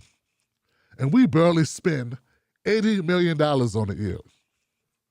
Meanwhile, we spent $5.4 trillion in Afghanistan. Fucking Bezos gave away $100 million like it was nothing. We can't even spend $100 million on babies being trafficked, kids being trafficked in our own country. And I'm supposed to listen to Joe fucking Biden? This is the same guy that told us it wasn't just Colin Powell. It wasn't just Colin Powell that told us we had weapons of mass destruction in Iraq. It was also Joe fucking Biden.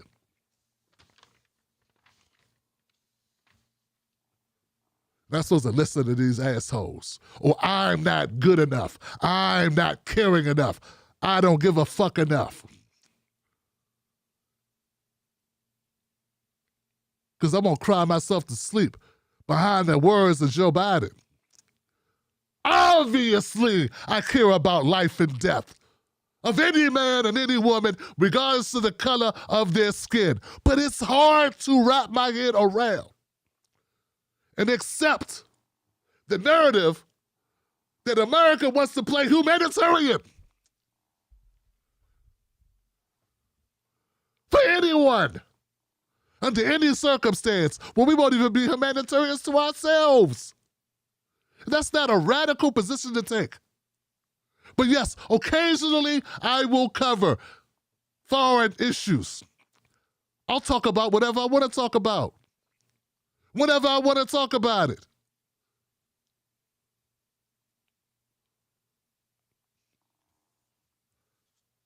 But my messaging ain't going to always be what you want it to be. It may not always be. We need to all run around with our head on fire and really care a lot.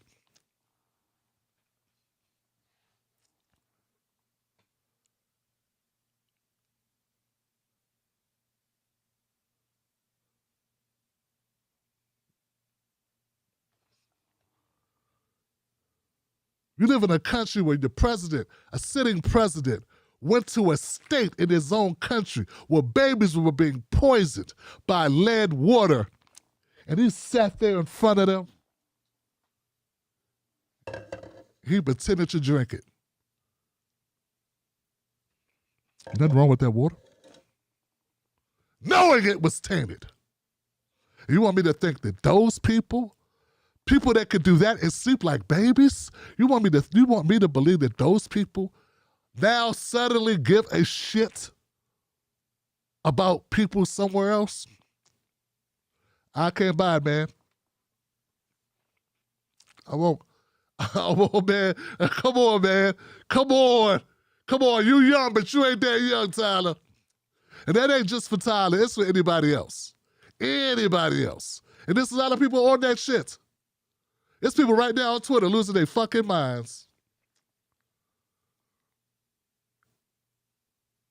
Because you got to hate Putin at a certain level. Or you are a Russian asset if you don't hate Putin enough on Twitter. There's nothing for anyone. It's just they want to see hate for Putin. Do they hate the amount of unhoused people in their own country? No, they don't. All right.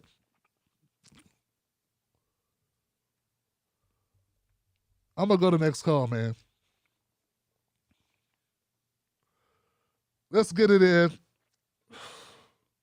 I kind of want to end the show. I'm that pissed off right now. That was fucking excruciating to sit through. Real fucking talk. That was excruciating to have to sit through. Man, I appreciate people watching the show, and I appreciate you if you're a member of the show, but come on, man, I'm a human being. I shouldn't have to sit there and be lectured to about I don't care enough about other people.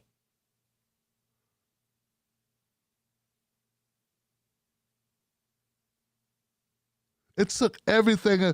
Hey, man, I'm getting crankier and crankier in my old age. It took everything in me, man. Everything in me to let that conversation continue.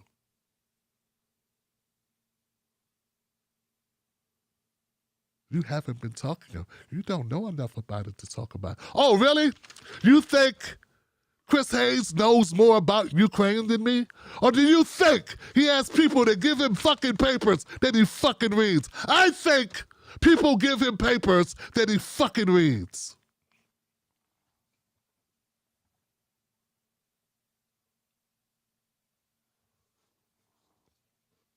You just like what he says better. You like what's written on his paper more than you like what's coming out of me. That's all the only difference. If what was coming out of his mouth was what you agreed with, I would have known it just enough. The fact that you disagree with it means, obviously, I need to be more learned.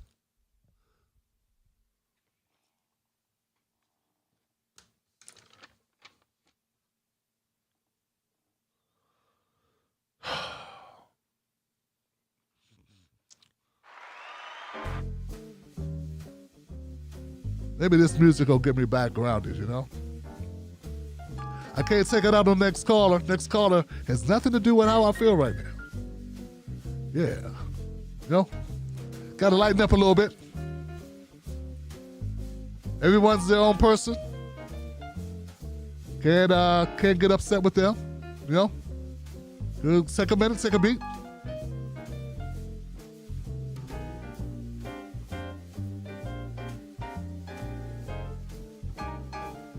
All right, guys. Let's do this. I'm ready for my 973. My 973's been in the queue for a minute. 973. All right, 973. You are live. What's your name? What's your comment? 973. Hey, what's going on, Tim? Can you hear me? Yeah, I got you. Go right ahead. Oh. Hey, what's going on? This is Najee from New Jersey. I know I said I was going to stay away, but I don't know, man. So at night, I'm up with the owls, so, I'm up with you. With that last caller, I think he just had the context off, where you was just basically talking about focus and how the media wants you to solely focus on a matter. It wasn't about not caring, so I think that he confused that with, like, you're saying that, you're focused on one issue, so you don't have time to focus on another or care for another, and that's not what you were saying.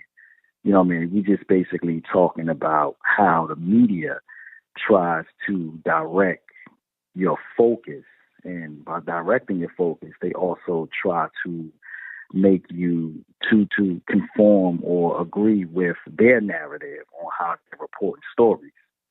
Just like, I was on Twitter and I was just seeing Barack Obama tweeting about, Ukraine, and I just couldn't get that image of Gaddafi out of my head covered in blood. Like how dare you?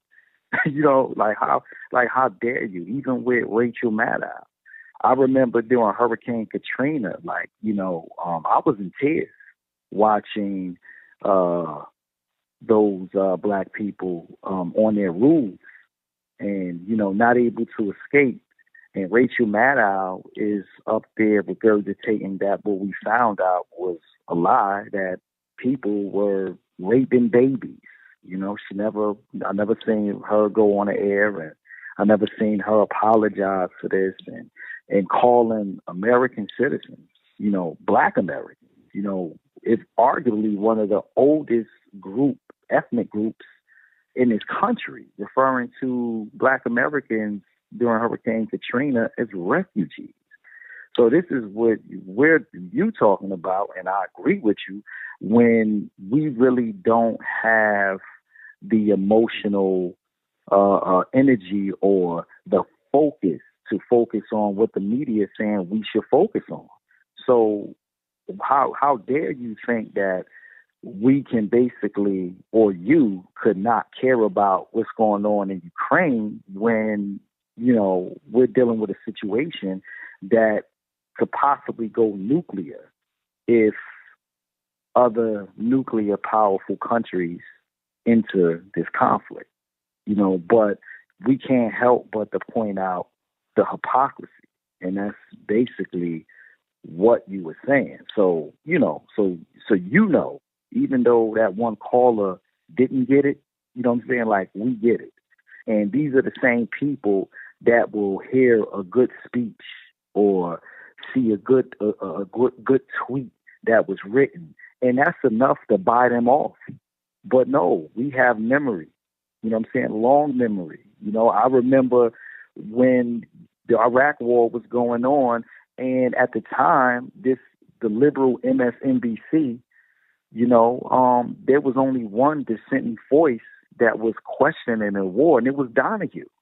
And how dare Donahue question, us going into Iraq? And they I don't know how he left. I don't know if they kicked him out, but I just know he wasn't on the air anymore.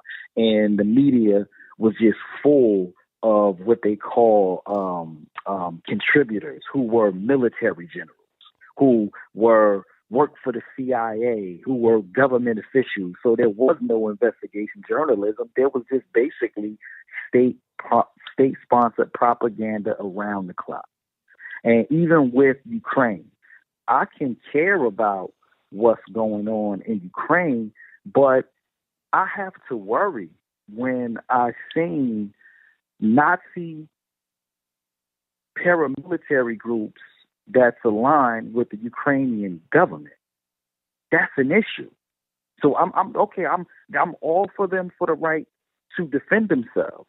But once this situation gets to the point where, refugees and Ukrainians are basically given, refuge in the United States, I have to be concerned that the fact that they are open Nazi right-wing military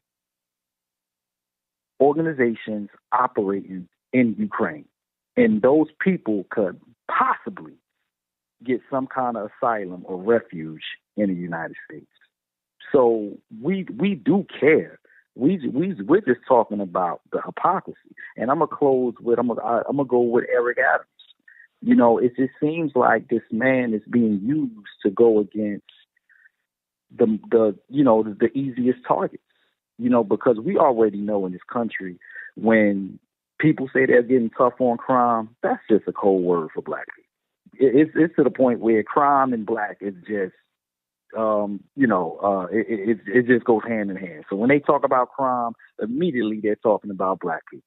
And then when you're talking about you're going against the homeless population, I work in New York City. The homeless population are most likely, real down out, mentally ill people.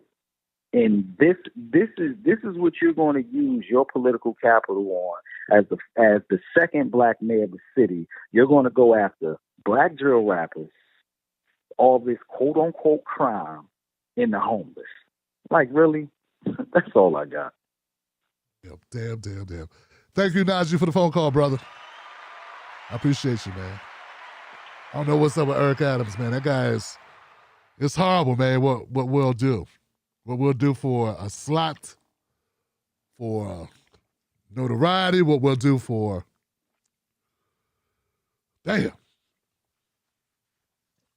Also, Najee, I felt it important not to gaslight my viewers into thinking we're going into World War III, because a lot of people are really concerned about the nuclear capabilities and the real prospect of annihilation that we don't even want to talk about. So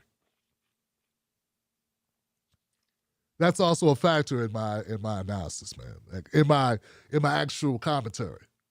So to go, oh man, what's going to happen? The world's going to end, and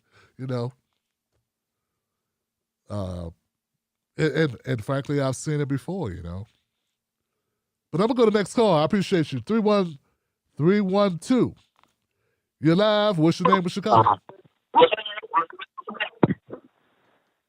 Hey, Tim, Tony D again. You've been on fire so far, I gotta say that.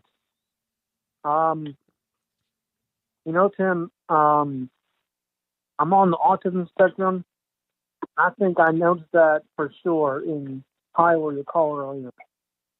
I think he just doesn't know how to do public speaking and didn't prepare. But I wanted to tell you a few things. A few days ago, Tucker Carlson had Kyle Rittenhouse on his show, and Rittenhouse wants to sue Cenk Uygur for being mean to him. And my thinking is, why doesn't he want to sue Tim Black for saying even worse things about him? Has he not heard of you? And also, YouTube has gone really insane. I stopped watching Jimmy Dore last year because you exposed him. And in spite of that fact, YouTube notified me he was live. I don't want to watch him anymore, but they're still telling me to watch him.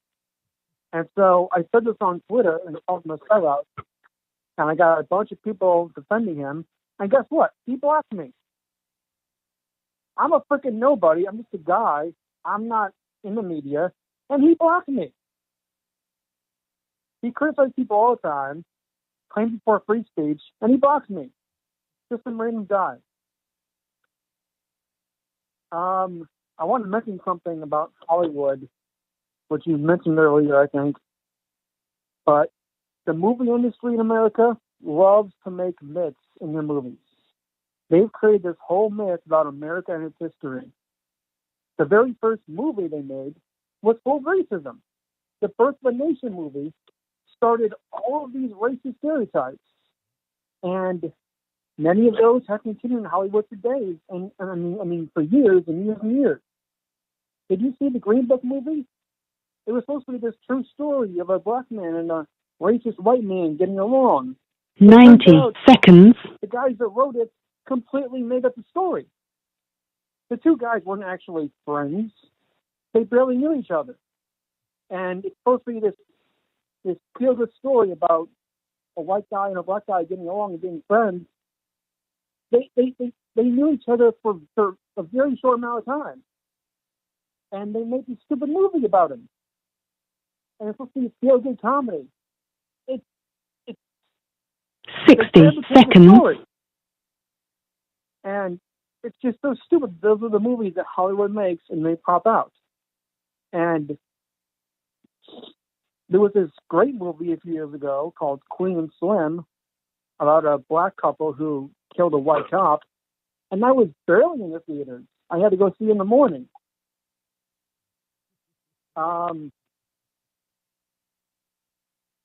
Anyway, Tim, I've been a bit lonely the past few years.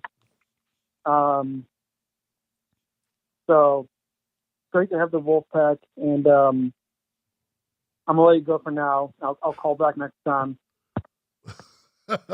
Hey, thank you, Tony, for the phone call, man. I appreciate it. 10 seconds. The Green Book was only good for one thing. For some people who were not privy to the way that black people had to move around the country when they traveled. That was the only thing from it. Now, I actually have a very soft spot for Viggo Mortensen. Viggo Mortensen played the driver. My first opportunity to be in a documentary was with Right Brain Studios. And shout out to the people at Right Brain Studios, Kevin Rocca and the crew. It was about my advocacy and a speech I gave at Bernie Valley back in 2016, and it was about Bernie and the whole push, the movement, and all this stuff. And Viggo Mortensen did the voiceover for the documentary. Oh, it's excellent.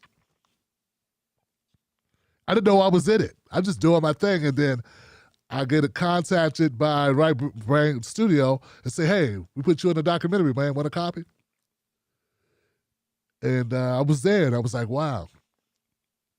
That was my first one. I've been in like 5 documentaries. Anyway, the point was that was the only good thing about that movie. And you're right. The rest is bullshit.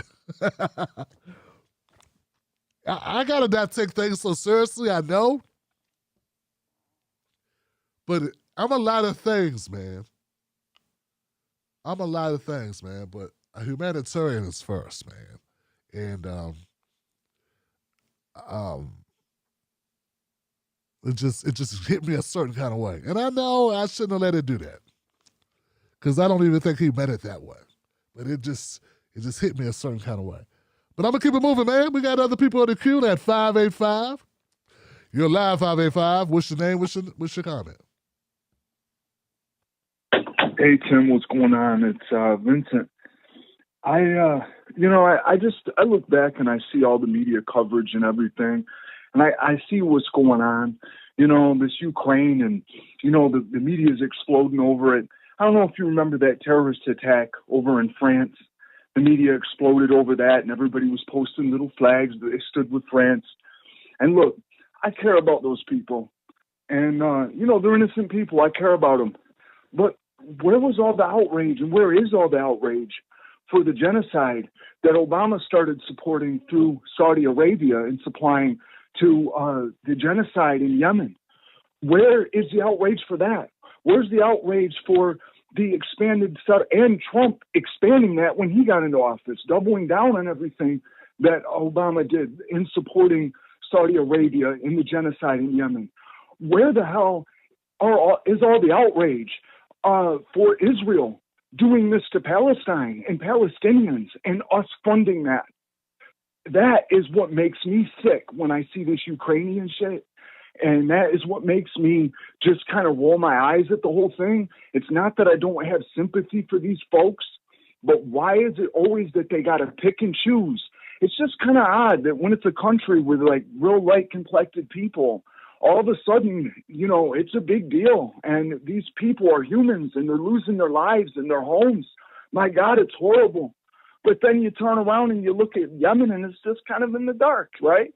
You hear about Palestine a little bit, but really that's considered the fringe left. They've pretty much radicalized that. So, you know, I save my tears for the Ukraine. Yeah, I care about them as a humanitarian, but where are the tears that should have been for Yemen and for Palestine and many other places for that matter? That's all I really wanted to say, Tim. And that other caller earlier that was frustrating you, I felt the same frustration, and I just wanted to kind of throw this into that mix because I think they're valid points. Keep doing what you do. Keep informing people and pushing this movement along, man. And don't let those people get to you. If anything, just let them embolden you, because it just shows how bad people need you. Like people need people like you out here doing this, you know, and bringing, like, informing people. Like, wait a minute here, wake up. Like, look at the whole picture. Don't just follow the media. And that's all I'd like to say. Much love, Tim. And I'm out. Hey, man, much love to you, Vincent. Give it up for my caller, y'all.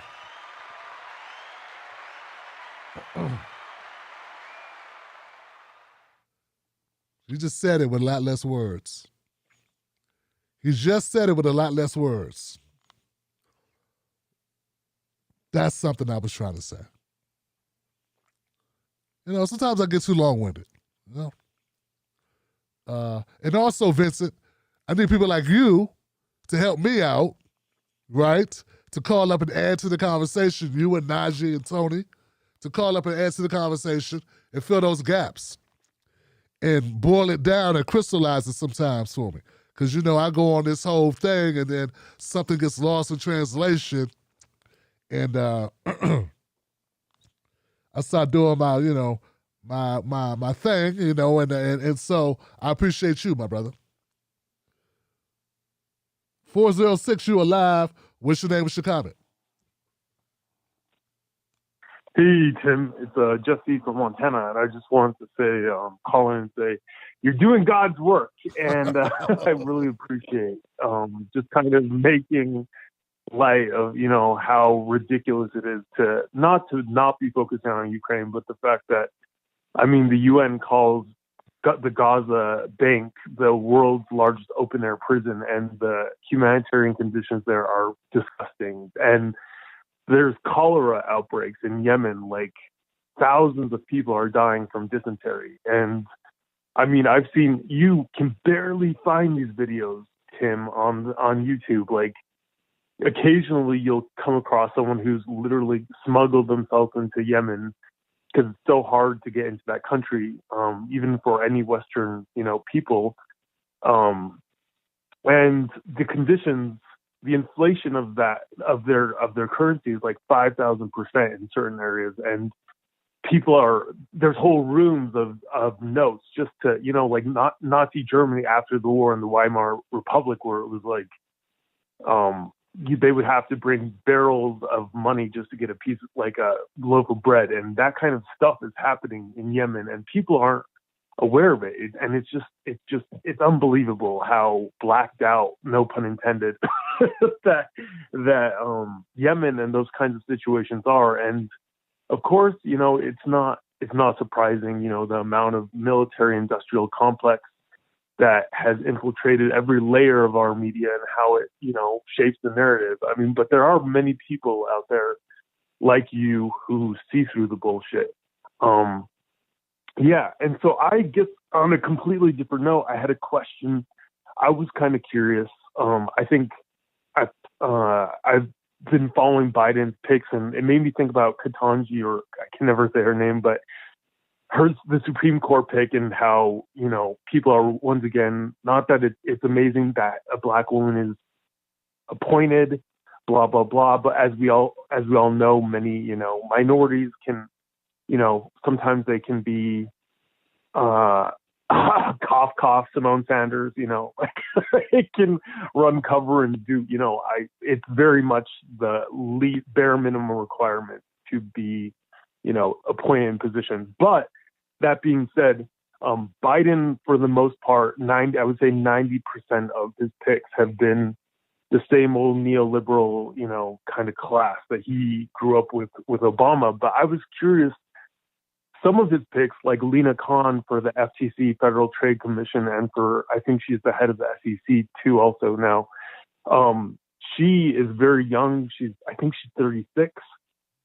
She graduated from an Ivy League school, but actually she's very antitrust, very going after monopolistic forces. And I think there's a lawsuit there against Google right now by the government, and Elon Musk is being, I don't know, it was barely covered in the news, but he has a federal investigation by the SEC for insider trading with his brother. And so, yeah, I was just curious. It's weird because I think Biden's this hot garbage situation, but then I see these weird little glimmers where it seems like actual progressives, maybe in progressive policies, and like people are being appointed. And I would just love to hear your take on that. And if you think it's just smoke and cover, or like somehow, amidst the shit, there's a couple of little magic mushrooms or something. So thank you so much again, Tim. And, much love. Much love to you, man. I appreciate it. Yeah, Jesse. I know what you mean. Even with that, I had to do the same thing with Joe Biden's pick of Ketanji Brown Jackson. That same thing, man. I had to look at it and go, okay, am I being a sucker here? Public defender, never had a public defender. Serving the Supreme Court. Someone who left a big law firm to go do that. Then I'm like, okay, maybe she did it for strategic purposes. Maybe she did it just to pad the resume so she could look a certain way. Oh, man, her uncle has been pushed through the criminal justice system. He got a life sentence because his third strike was just weed? Jesus Christ. That's someone who knows what we're talking about. We're talking about the inequities of our criminal justice system. This is actually kind of a bright spot. But then, you gotta, just like you, I'm like, but hold on, man, look, I'm waiting for the other shoe to drop. I'm looking around going, come on now, it can't be that simple. I can't expect anything good out of Biden. And it's not like I expect good things out of Trump. I expect good things out of none of them, okay? So let's make it clear, you know what I'm saying? Is it possible we've been thrown some level of a life raft? I don't know. I guess time will tell. You know what I'm saying? Maybe he would like to, maybe he knew he'd be eviscerated if it was just a horrible pick that had no upsides. Maybe he knew that. And maybe on issues that they need her to be strong on, she's actually supportive of those issues as well. I don't expect anything good 100%, but maybe there's something self-preserving about this choice that helps them in some way. And when I say them, I mean the elites, the power structure itself. Because I don't see Biden as going out on a limb to do anything for progressive-minded people in this country. I'm going to go to the next call, though, man. 847. 847, you're live. What's your name? What's your comment? Bobby P. dropping by. What up? Oh, it's Bobby P. dropping by. A guy from the Chi, go where it's at, and it's with the Wolf Pack, where we sprinkle facts and get back on track, right? Real quick, status quo. Oh man, you should see Nick. Or don't. He was like a toxic ex, man. Like, he gave me flashbacks of La Toxica. I couldn't take it. And Jordan went full New York City, like, I'm interviewing over here, and booted him. But he kind of had to. It just went off the rails. But I just came for the pain over Ukraine. I support I'm sorry, man. I'm sorry. Yo, hey, real quick. Hey, what about Kyle Rittenhouse popping the trunk on everybody? He needs to chill out, man. He be on BLM. He did it too. Chank, he needs to chill, man. Like, stop going with nuclear on people. But I support our warriors, not our wars. And you know what? The media right now. I quote from Sun Tzu, Art of War. This is from the Art of War. All warfare is based on deception. Period. It goes on, and I welcome anyone to check it. I didn't know what to think before this war popped off. I thought a lot about how NATO was poking the Russian bear and how we didn't reaffirm nuclear agreements. All the saber rattling, right? Don't get me started. But when it popped off, I just thought, Dr. Vesselbaum, Dear Koch, a PTSD pioneer and brain doctor, he said, for every combatant, usually a male, 30 non-combatants are irreparably harmed. Usually women and children, including the combatants' own women and children, like their families. Because this stuff's generational. It's terrible. And I hate war from anyone. So it always makes me upset. Just poor people dying for a rich man's pocket, right? I'm trying to see other examples, like how Japan is worried about North Korean missiles, and they want their military reinstated. Like, how would I take it if Japan jumped in on North Korea? I'm like, man, or if we wanted to go in on the U.S. with a drug war, or people bring up Cuba, but, we were about to go, but we didn't go in the end. So, I don't know what to think. And all I know is aggressive actions and territory disputes need international courts to rule out conflicts. And Russia felt like moving in on a province, but he ended up hitting multiple parts of the country, from the left, from the right, from the bottom to the top. He just kept on hitting. And and he's not only hitting like Nazis, but he's hitting everybody. I put it on social media, and if you want a fat dose of war propaganda, it's right there. How are we as citizens supposed to know what to believe amongst all this deception, right? Because that's what warfare is, and you're seeing it. Fighting for our overlords doesn't seem to have a great payoff. When the pandemic comes in and they tell us, like, hey, we're going to great reset on you. Sorry, it sucks to be you. So Ukrainians and Russians, like, I'm sure they could be a really great crowd. Sorry about the whistle. When our governments aren't ordering us to fight each other. It seems like 82% of the leaders in this mess have dumbass juice on their breath over the last century. All our problems, especially the last 70 years, seem to be coming to a head, like a clogged toilet full of like the waste of our civilization. Instead of fixing things, we're arguing with big money interests, not addressing infrastructure with demised bridges and unsupported, undernourished school children, not addressing a new energy source, pollution practices for cities, vehicles, and industry, which lead to climate catastrophe, which isn't being addressed, not addressing wage to living price ratios, housing, economic systems, work institutions, not addressing healthcare, child development, mental health, awareness, like how to deal with problems, and and venomous racial attitudes, not addressing a check to every black address for the reparations because you got to cut the check. Our leaders are like dysfunctional parents, like letting their house mold over while telling the kids there's no rats in the garbage and there's no bugs in the bed. Like we can't call the Ukraine a long-term failure of diplomacy. Nailed it. I guess lastly, just a little bit more. Try a thought exercise, everybody. All my fellow Americans, right? To help gain some insight to how the people in U.S. How people see the U.S., how they see our foreign intervention policy, whatnot. See those Russian vehicles and imagine our own military as those Russian vehicles. That's how people see us. And those protesters in Russia remind you that there's sanity in the world.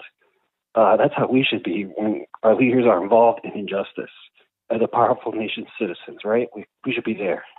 So Benjamin Franklin, right? He said, this is why you're showing in private media is so important for us regular folks, because Benjamin Franklin once said, reading makes a full person, meditation a profound person, and discourse makes a clear person. So that's why we need everybody going and talking and disagreeing and getting friction and filling the gaps, like you said. You nailed it. Like these other callers, they just give you more to think about all the time. So thanks for giving us a place to hang out. And peace to all, and I believe in what y'all have to offer. Have a good night. Bye-bye. All right, Bobby. Thank you, brother. Appreciate it. Yeah. Yes. That was a lot, brother. That was a lot. All right, so I'm going to go to you, Gary. What's going on, man? 352, Gary. Stupid with you. Then you might get some views. But this shit ain't going to cut it. Are you kidding me? What's up, brother? Where you at? Gary. All right. Did I hit mute? You got me. You're live, man. What's going on? You got to remember, I'm looking at the phone, Tim. Work with me a little bit, brother. Work with me. I'm looking at the phone. All I see is speaker and shit. All right. You hear me? Yeah, I said, Gary, go ahead, brother. You're live. All right. All right. So, not to get on all the other shit that I heard tonight, let's keep it on the Ukraine and the Russia thing. Like you always said, Mo, keep it on point. Don't get all crazy with all these other things that are going through your head. Keep it on point. So keep it on point. Ukraine, Russia. Now, Tim, you tell me, didn't you think when we freaking had that thing, that crisis, when we bailed out this country, and we said, we're going to the $3 trillion debt. You know what hit me right away? Oh, we're going to find a war to get out of this. But I was thinking, what war can really get? And it actually happened. It actually did it again. If people think that this is a Putin versus Biden shit, those two guys are having cocktails on Switzerland at night saying, we got to start a war. We got to say, hey, Joe, you got to fucking cut you're in debt? Yeah, we'll start a war. We'll fucking help you get out. Remember, when we need a war, will you help us get out? Are people thinking they don't realize that shit? They don't realize if you look through the history of this country after World War II, because I think that World War II was the last war. After that, it all went to money. And what did Eisenhower say after World War II, which I give him the strength? World War II, I don't give a shit what anybody says. You can't knock World War II. That was a good fucking versus evil fight. That was a fucking, where people, this country was the fucking 10th power. I think we had the 10th strongest army in this country in 1935. And by 1940, after Ford put all those tanks and everything, we were the number one powerful country. Overnight, we became we didn't have to be that powerful. We only had Canada to our north and Mexico to our fucking south. We didn't have to fight all the European-like wars that they had to fight. And then we freaking stood up and went, but okay, if everybody wants to make all these conspiracy theories like how this shit happened, but at the end of the day, I think freaking Hitler was a fucking madman that wanted to make the world dark, like Korea, North Korea, except he wanted to make that all around the world. So I think the guys that died in World War II were noble, fighting for that shit. After that, what did we do? We went into Korea. What was Korea about? The French were already in Korea. And they proved that this is not freaking worth fighting for. So why did we go? Well, we can make some money on this. We'll tell people Korea is going to be the next freaking block for the communists, and we'll get everybody to freaking put fear in them, and we'll buy all these weapons. And, okay, what happened to Korea? Did anything change? No. Then we went to Vietnam. Okay, I don't want to go through that story because that's too emotional. Vietnam. Did anything change at the end of the day? No. Then we went to Iraq. Did anything change at the end of the day? No. Then we went to Afghanistan. Did anything change at the end of the day? No. So what are these wars about right now? It's about these freaking government contractors that got so much money that said, we fucking convinced everybody that you got to have to get the best plane and pay us billions of dollars because you will die without this plane, and then they come up with a little war to justify a plane. Now, Russia just went into freaking Ukraine, and that's a little scary sight. Russia didn't just freaking send in like a couple of like missiles. They really like, hey, here we are. We're shoving our shoulder in there. And they brought in a freaking machine, like almost like a freaking, like, Germany attacked Russia back in the old days. I mean, all right, it's a little scary, but at the end of the day, Why are they even going after Ukraine? Why are they even going after Ukraine if it's not to justify the fact that we have to justify our military budget over here? And then we got to justify our military budget over here. If you give people weapons and you tell people, we're going to, you got to pay this kind of money. You know, we pay every 50 cents on a dollar on our taxes in this country goes towards the military budget. Then we get the other 50 cents to divide up for the rest of our shit. So how come you get 50 cents for the military? Because we have to make sure you're protected or you'll die. We got to make sure we got the best weapons or you'll die. And I'm like, well, bro, you don't need those kind of weapons. Well, you know what they will do? These guys got so much money and power, they will find a way to create a conflict so they can justify their weapons. It's like the guy that's in the window business. He's like, hey, what business is slow right now? So what does he do? He goes break some windows. He gives a kid a couple of dollars. Says, go break some windows. So I can come in there and freaking, fix the windows. And we're doing that on a level that's really crazy. We're making shit to justify these military budgets that are not justifiable. At the end of the day, why don't everybody just say, I thought, hey, Russia, you had a freaking nuke. We had a nuke. Couldn't you just push your button? I pushed my button and we ended and stop all this spending money on fucking military fucking. Did you see the tanks that were rolling in that town? Did you see the choppers and the planes that were rolling to Ukraine? That's a lot of money. That's a lot of money. And if that motherfuckers that are making all that money on those freaking government contracts don't make a conflict, then they're out of business.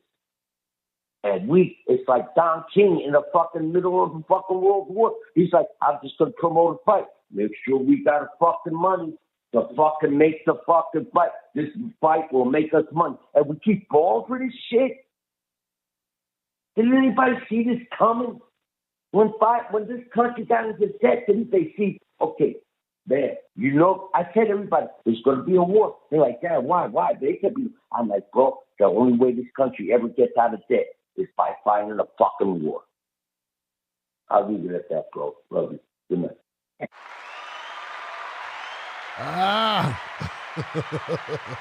Somebody's got to break the windows, huh? Got to use the insurance money. What they do?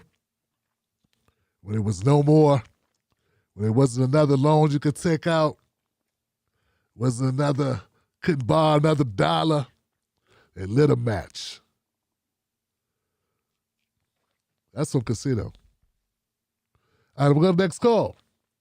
That's something. 312, you're live. What's your name? What's your comment? Oh, I'm sorry, that was Tony. My bad, Tony. Yeah. My bad, Tony. I know you were still in the queue, brother. 559. Here we go. 559, you're live. Who? Brother Tim, it's Brother Eric. You're in fine form tonight, man. Can you hear me? Yeah, brother. How you doing, man? Excellent. Well, yeah, boy, what what kind of prompted was the young brother earlier that just, boy, it's guys like him, nothing against him. Look, did he mention how old he was? He's only like 19, man. I shouldn't even let him get me that upset. Okay, that may make sense. So again, not a knock against him. He's a young guy, hasn't been exposed to a whole lot, so probably doesn't know that, look, buddy, I understand what you're trying to say, but you are going about it the absolute wrong way. You sound exactly like the people through the years. You know, and I know, and a number of the listeners in the Wolfpack know that that's exactly how people put things and what people say when they're trying to get us off of what we really want to do. It's a distraction. Now, are they wrong per se? No. But are they wrong because they're weaponizing it to get us distracted? Yes, they are. So when you approach people like us, let's just say, or just people in general, right? It's kind of like, you got to get me to give a shit about it, right? Because you know what? Hey, we got a whole lot of, we got issues. We got a whole lot of things. very, very legitimate gripes, and yet you're going to come at me like that. How about putting it to where, listening, kind of read the room, and then putting it in terms that I might be able to kind of buy into and maybe kind of understand, maybe, well, you know what, I hadn't thought of it that way. I may not agree with you. I may not be as enthusiastic, but I may be able to, I can see where you're coming from. We may be able to get together and possibly do something. Okay, well, what do I mean now? Well, again, the one thing that I know about Ukraine, I know Zelensky, the guy, he seems to be picking up a weapon, if you can believe some of the reports. I thought it was a joke. I saw like a video that he did of him and his buddies that were standing out in the kind of on the front lines. Seems to be a little bit different from the so-called strongman Vlad, who's sitting somewhere in his safe bunker, which seems to be reminiscent of a lot of our leaders who don't pick up a weapon to go stand by, go be in the mess with the people that they send to go out there. The other thing that kind of is funny with Ukraine is the pushback Russia's getting, right? They're basically saying, fuck you, Russia, and giving them the middle finger.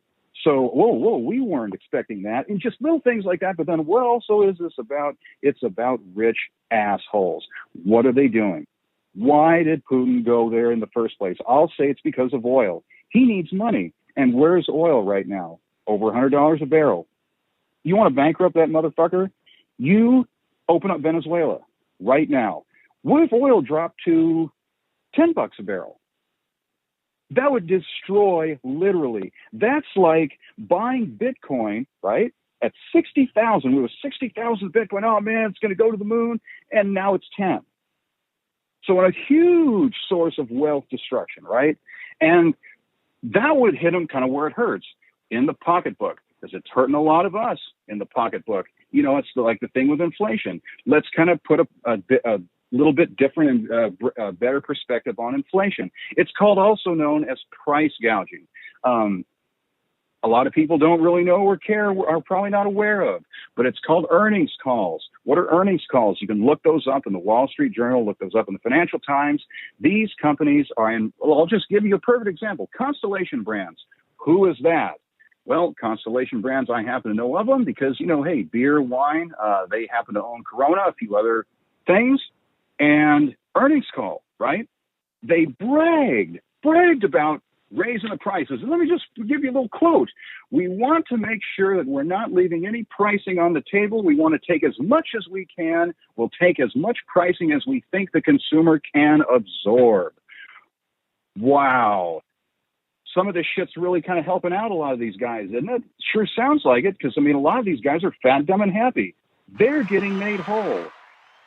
So that's what, young brother, if you're still listening, that's how I would frame things. That's how I would put things. Not, well, you got to care more. Fuck you, right? Look, you don't even know what you don't even know what you don't even know. So you got to listen more. You got to just kind of absorb what's going on. And I know you want to, you think you have something important to say, but just kind of work yourself through that. And see, that's kind of the kind of approach that you need to have for people that ordinarily may not be, on your side initially. But you know what? You get through the noise, you get through the bullshit, you get through the crap. You know what we all really kind of care about? We all want decent food to eat, a decent place to live, and raise our kids and educate them and not be messed around with, right? I think we can all basically, get along with that, because the one thing that we need to remember is you got to watch the news with kind of a grain of salt. It's funny, one of the brothers mentioned that, sifting out some magic mushrooms through the crap. That's actually very true. And buddy, bless your heart that you do that. So, because that's important. Because notice what's happening right now. People are very calm. Why are they calm? Because that dipshit that was our former president isn't in office tweeting his ass off. That says a lot. There's a lot of shit going on behind the scenes. It's like the guy brought up his FTC chair lady. Don't even know that she's getting, who's that? Don't even know she's getting pressure from big tech. Oh, man, really? Yeah, that's right. A lot of this shit's going down behind the scenes. So that's, look, disseminate information. Use that brain God gave you, God damn it, because you still can. So let's keep fighting the good fight, yo. And hey, I'll leave it there. Let's Hey, have a good night, brother. Stay safe. You do the same, brother. I appreciate it. Wow.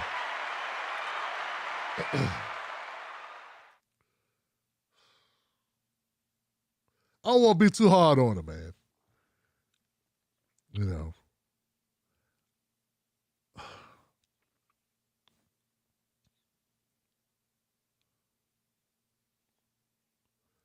I'm trying to look at it like, what if I felt people didn't care about black issues, which I think a lot of people don't. They don't really care about domestic issues. I mean, not the ones that pertain to poor. They care about class issues. You know, if I felt they didn't care about that, they were talking about it, but they didn't care about it. I don't know. I think talking about it, I don't know. You know, I don't know how I sounded, but I hope I didn't sound like a white guy saying, "Hey, who cares about black people getting shot in the streets?" I mean, that's not what I meant. Hope I didn't sound like that. I didn't sound like Ben Shapiro, did I? Who cares, black guy? Candace Owens, I had it coming. Who cares about George Floyd? Yeah, hope it didn't sound like that. You know, I got nothing against Ukraine. Nothing at all. I just don't trust this new shit. I just don't. I'm going to go to the next call, though. 510. You are live, 510. What's your name? What's your comment? Hey, what's up? What up? What's going down with you, big dog? I'm all good, man. Who's this? Hey, it's Jay from California, man. Just saw your rant on the thing when your boy hung up the phone. I started listening and tapped in. Sorry he got you all upset, bro. But he pushed you to a good point, man. You made a good point after that. It's been a minute, so I wanted to call in and tap in with you. So I was watching this, all this shit go down with the Ukraine, and I'm like, so Putin must have broke the code about attacking other white countries and shit, so they gotta throw a hissy fit about it. But, you know, like you said, bro, they hitting people in all over the African continent. The police is hitting us here. You know, we got Nazis walking the streets. They trying to erase our history in the school. And it's not that we don't care about those people, bro, but we got to stay focused on this shit here, bro. We got to get the check for our people. We got to make sure that the people here is doing all right, that we fix our wages, we fix our healthcare system. You know what I'm saying? And so, you know, that's the thing I wanted to say, bro, is like it's a distraction. And like your boy said, bro, they showing you all the tanks and the planes and the aircraft to try to justify the budget over here. So, you know, all them tanks and shit that they going to throw away when they get new money, the cops going to be driving that shit around here, getting in our shit. So we got to stay focused on that aspect of it and stay focused domestically and fix our situation. We can't help nobody over there when our shit is fucked up. You know, yeah, Ukraine got Nazis, Russia got Nazis, UK got Nazis, America got Nazis and Confederates. So what the fuck we supposed to be dealing with? How we supposed to focus on some shit way over there, and we ain't even got justice for Amir Locke? They gave the cop in Minnesota, they cut her sentence to 16 months. Are we supposed to be worried about that shit? You feel me? And so, you know, bro, that's all I got to say, bro. You know what I'm saying? Just tapping in with you, saying what's good, you know, and as usual, my nigga, fuck the Proud Boys and let's keep it pushing. What's up, what's up, what's up? Thank you, brother. I kiss you. I got you. Yeah. And the Boogaloo Boys, too, man. Fuck the Boogaloo Boys.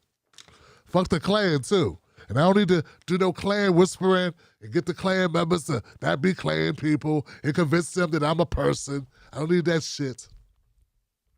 Oh, well, let me stay on my soapbox. You know how I like to go on that one. That shit can be pissed off. Those people are doing well, too. People are doing well. That's how I know. That's when I look and see that those people, the people that was their focus and that was their talking points, that's when I knew, man, I said that the progressive left ain't got a lot of regular black people in that shit, because if they heard you talking that type of shit, people I grew up with, working class black people, heard you talk about we need to go convert Klan members, and nobody talking about let's go convert some gang members.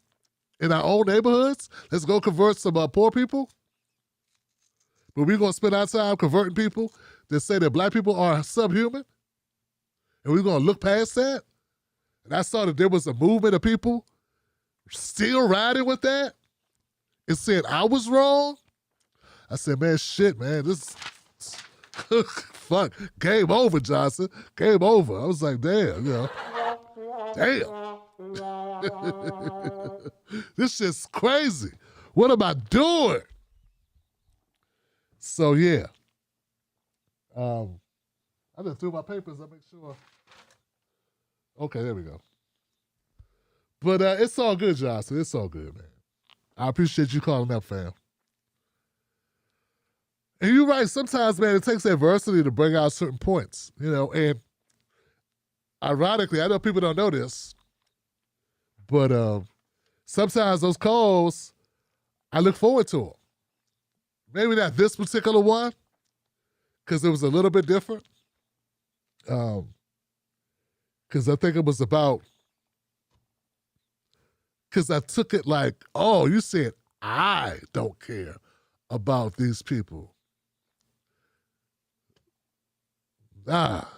Actually, my caring for people is why I'm so mad about this story. Because there are people before Putin went into Ukraine that are being killed right now that we don't even talk about.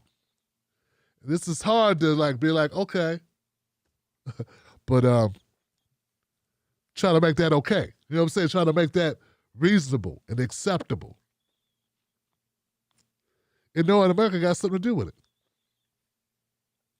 So that's always so infuriating, man. That shit pissed me off, man. They had Gaddafi in the street. They sodomized him in the middle of the street, Johnson.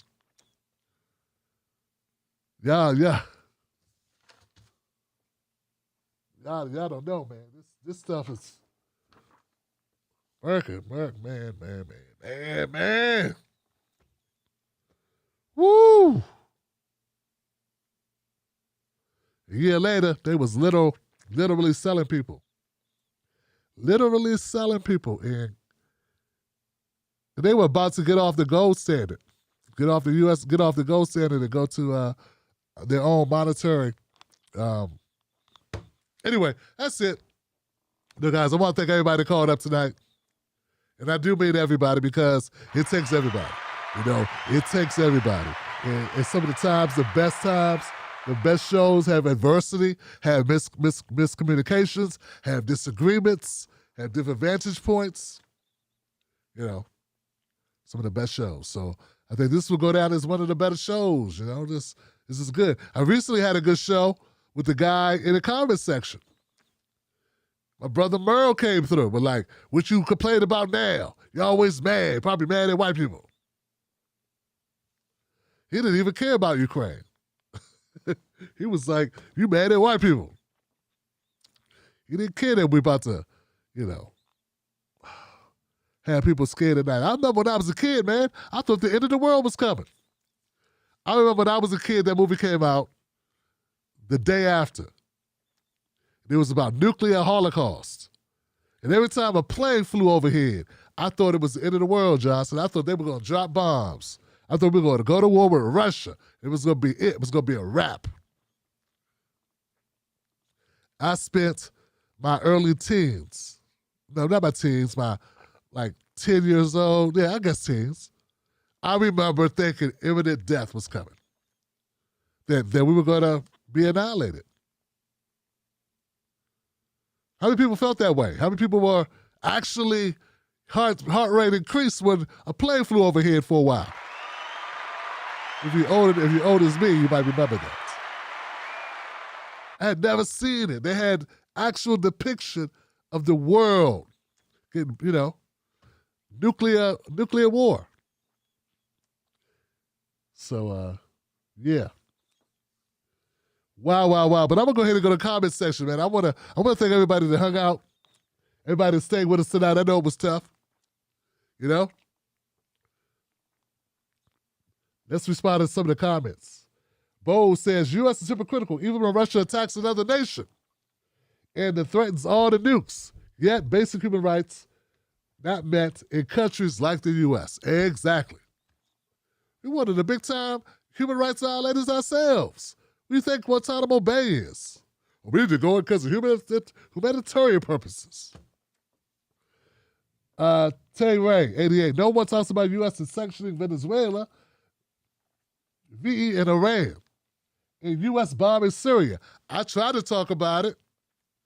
I guess it sounded like I was saying Ukraine don't matter because I talked about Syria. And Venezuela sanctions, and Iran. I guess I think that was part of it. It was like, whataboutism. Tony says, China makes all our appliances and clothes. Yeah, we make them into the bad guy because we're jealous of their economy. Oh, boy. Oh, boy. Oh, boy. There can only be one. There can only be one. Lady Jackie says, that thing moves so quick, man. Oh, she says nothing. Thank you, Lady Jackie. I appreciate you. Bond. Thanks for supporting the show, Bond. And John, look this up. Kentucky refused to approve $22 million for black workers. Oh, God. Because it was too small, right? She wanted more, right? Is that it? Is that it, brother? Tell me that's it. Come on, John.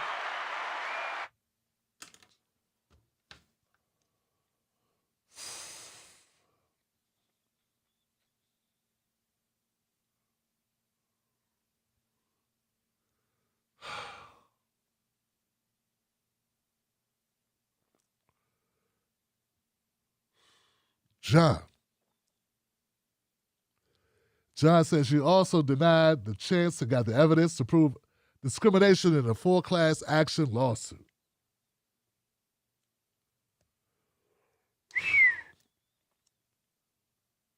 She got the Roberta Lynch memo. Her and Roberta Lynch got the same memo, didn't she? Don't help the blacks. I'm telling you guys.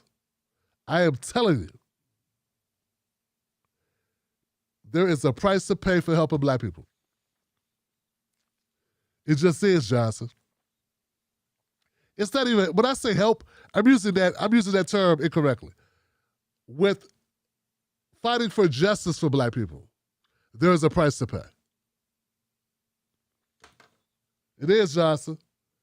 White people got tarred and feathered for fighting alongside black people. Black people, we already know what happened to us. All right? Wolfpack for life, Johnson. Thank you, Will. I appreciate you, man. Where you at, Side of the Times? Sally Thompson in the house. What's up, Sally?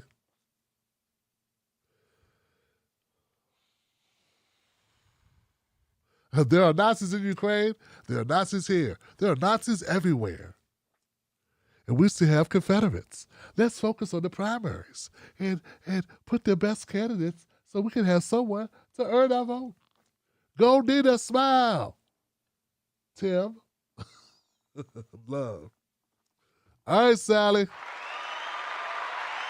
Yeah.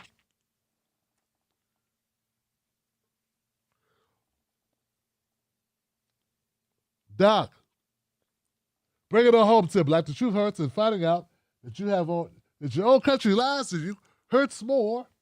Preach your peace, Mr. Black. Thank you. I tried, Johnson. I tried. They're so deceptive, man, and that shit works. It's me against the machine, you know? The machine has all the resources imaginable in order to put out its propaganda. You got little old Tim Black trying to speak truth to power against it. Come on, man. They got Hollywood, they got music, they got cable news, they got D.L. Hughley.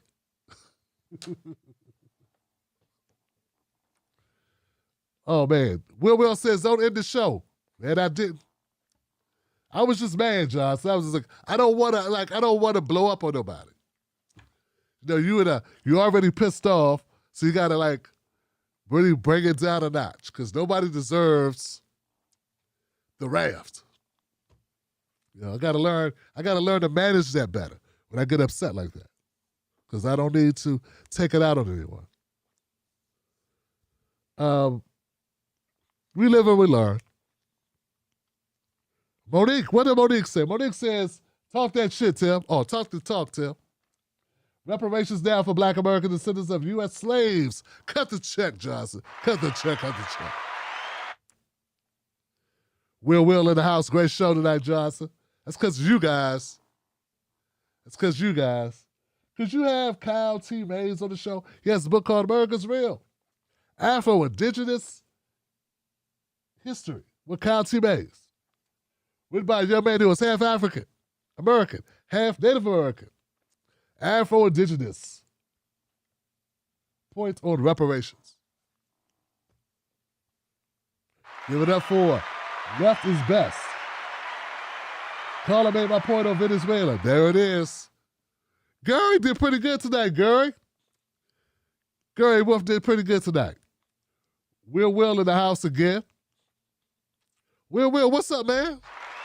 You might have to name a block after Will. Take a Will pill. Take a Will pill. Will's putting it in. Oh, man. It's okay to disagree. It's okay to miscommunicate. I think everybody means well. You know? I think we all mean well, Johnson. Even me. Even I mean well. And it's okay for us to disagree sometimes. Families fight. Families get pissed off. Families miscommunicate. Hell, sometimes I miscommunicate with people that live in my own house sometimes. Come on, man. We don't know each other like that. We're learning each other every day, every step of the way. So it happens. And luckily for us, it adds up to great content. As long as we're not too vicious and we're not fighting dirty, you know? We don't hit too low below the belt, you know? So we keep the punches clean. We could just laugh about it the next day. I was raised, you could get into an argument with your best friend, and if you're really best friends, you'll still be friends tomorrow.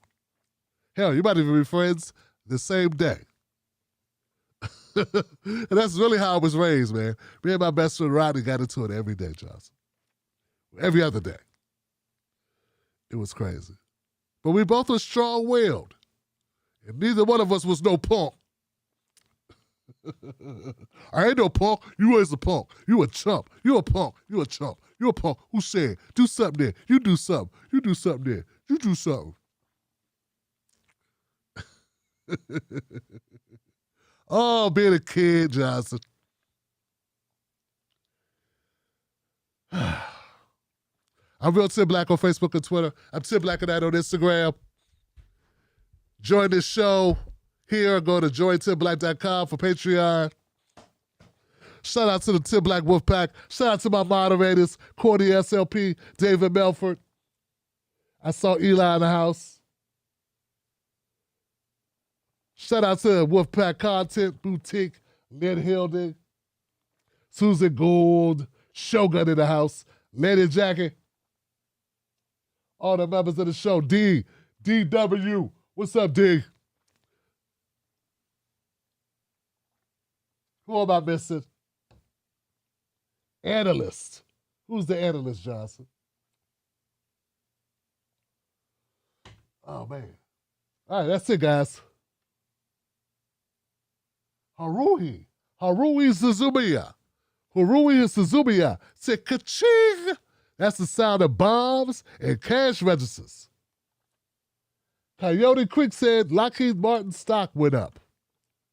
Damn. Robert Pookie Ray said Don King was on CNN. He's talking about Don Lemon and Don King. I don't know, man. I don't know, Johnson. That's funny. You guys are hilarious. You lift my spirits. You lift my spirits. I appreciate you guys, man. Without you, there ain't no show. I can tell you that right now. Jesus Christ. I go back to doing Tim Black and hit the gavel on the table. Shit. Steve Harvey's doing my show right now. I was doing Judge Tim Black.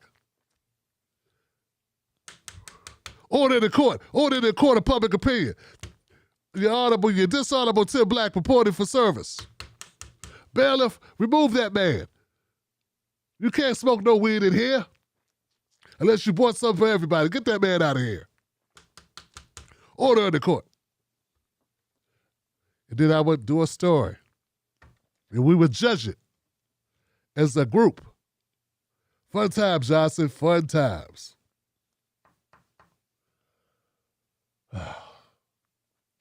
That's it, guys. That's all I have. What a night. All right. Any other comments? Do we get any members tonight? Do we get any members to the show? Come on, now you don't get this type of riveting, passionate performance, commentary, breakdown, opinion, facts, callers, drama. Come on now. You don't get this type of magic. Can I get one person to join the show tonight? Can we get one new member tonight? Just one? One person pull the trigger on a $5 membership. Made me feel like it's not all in vain. Someone's going to do it. Somebody's going to join. Maybe not. Maybe not. Okay. Don't push it, Tim Black. All right. Well, I waited long enough. It's one of those things. All right. See you on the next one. Videos are going up this weekend. I got a lot of work to do. I got one new member. What? Somebody joined, Johnson. We got a new member. Who joined, man? My new member is CK Pilot 16 in the house. Give it up for CK Pilot 16, y'all. Look at that. Look at God. Look at God. Look what God do. Give it up for CK Pilot 16, y'all. The devil is a liar. The devil is a liar. Crazy. All right, Johnsons. Woo. Still got it, man. I can still make people come through. They came through. CK Pilot in the house. All right, guys, I'm gone now. I'll see you tomorrow. Come back to the channel for updates. We got more content. It'll be up tomorrow. Also, get our podcast at timblackpause.com. Mrs. Black, I'm home.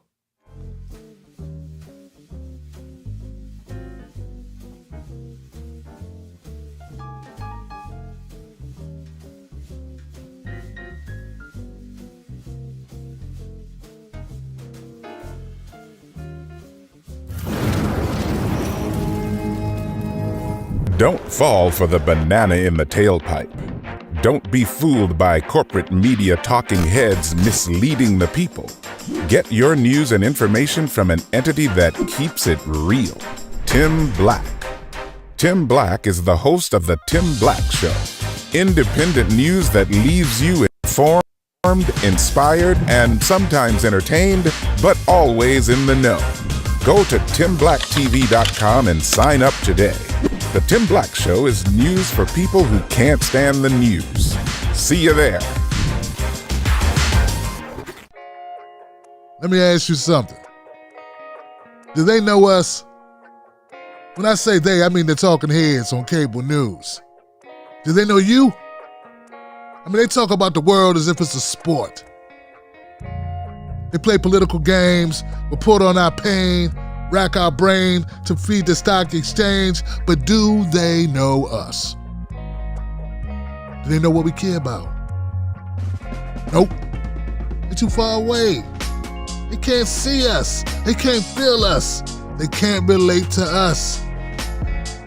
See, when you want to know what's going on in your world, trust someone who lives in your world. Subscribe. Most news shows are suspect. They don't focus on Black issues, and when they do, it's all fluff. How does that help your life? How does that help your family? How does that help the culture? They don't. The Tim Black Show is different. Tim Black gives you news for people who can't stand the news. Real, authentic, researched, entertaining, on point. Don't let nobody take your cornbread. Visit www.timblacktv.com today. Get Black breaking news, politics, culture from someone you can trust. TimBlackTV.com. Join us today.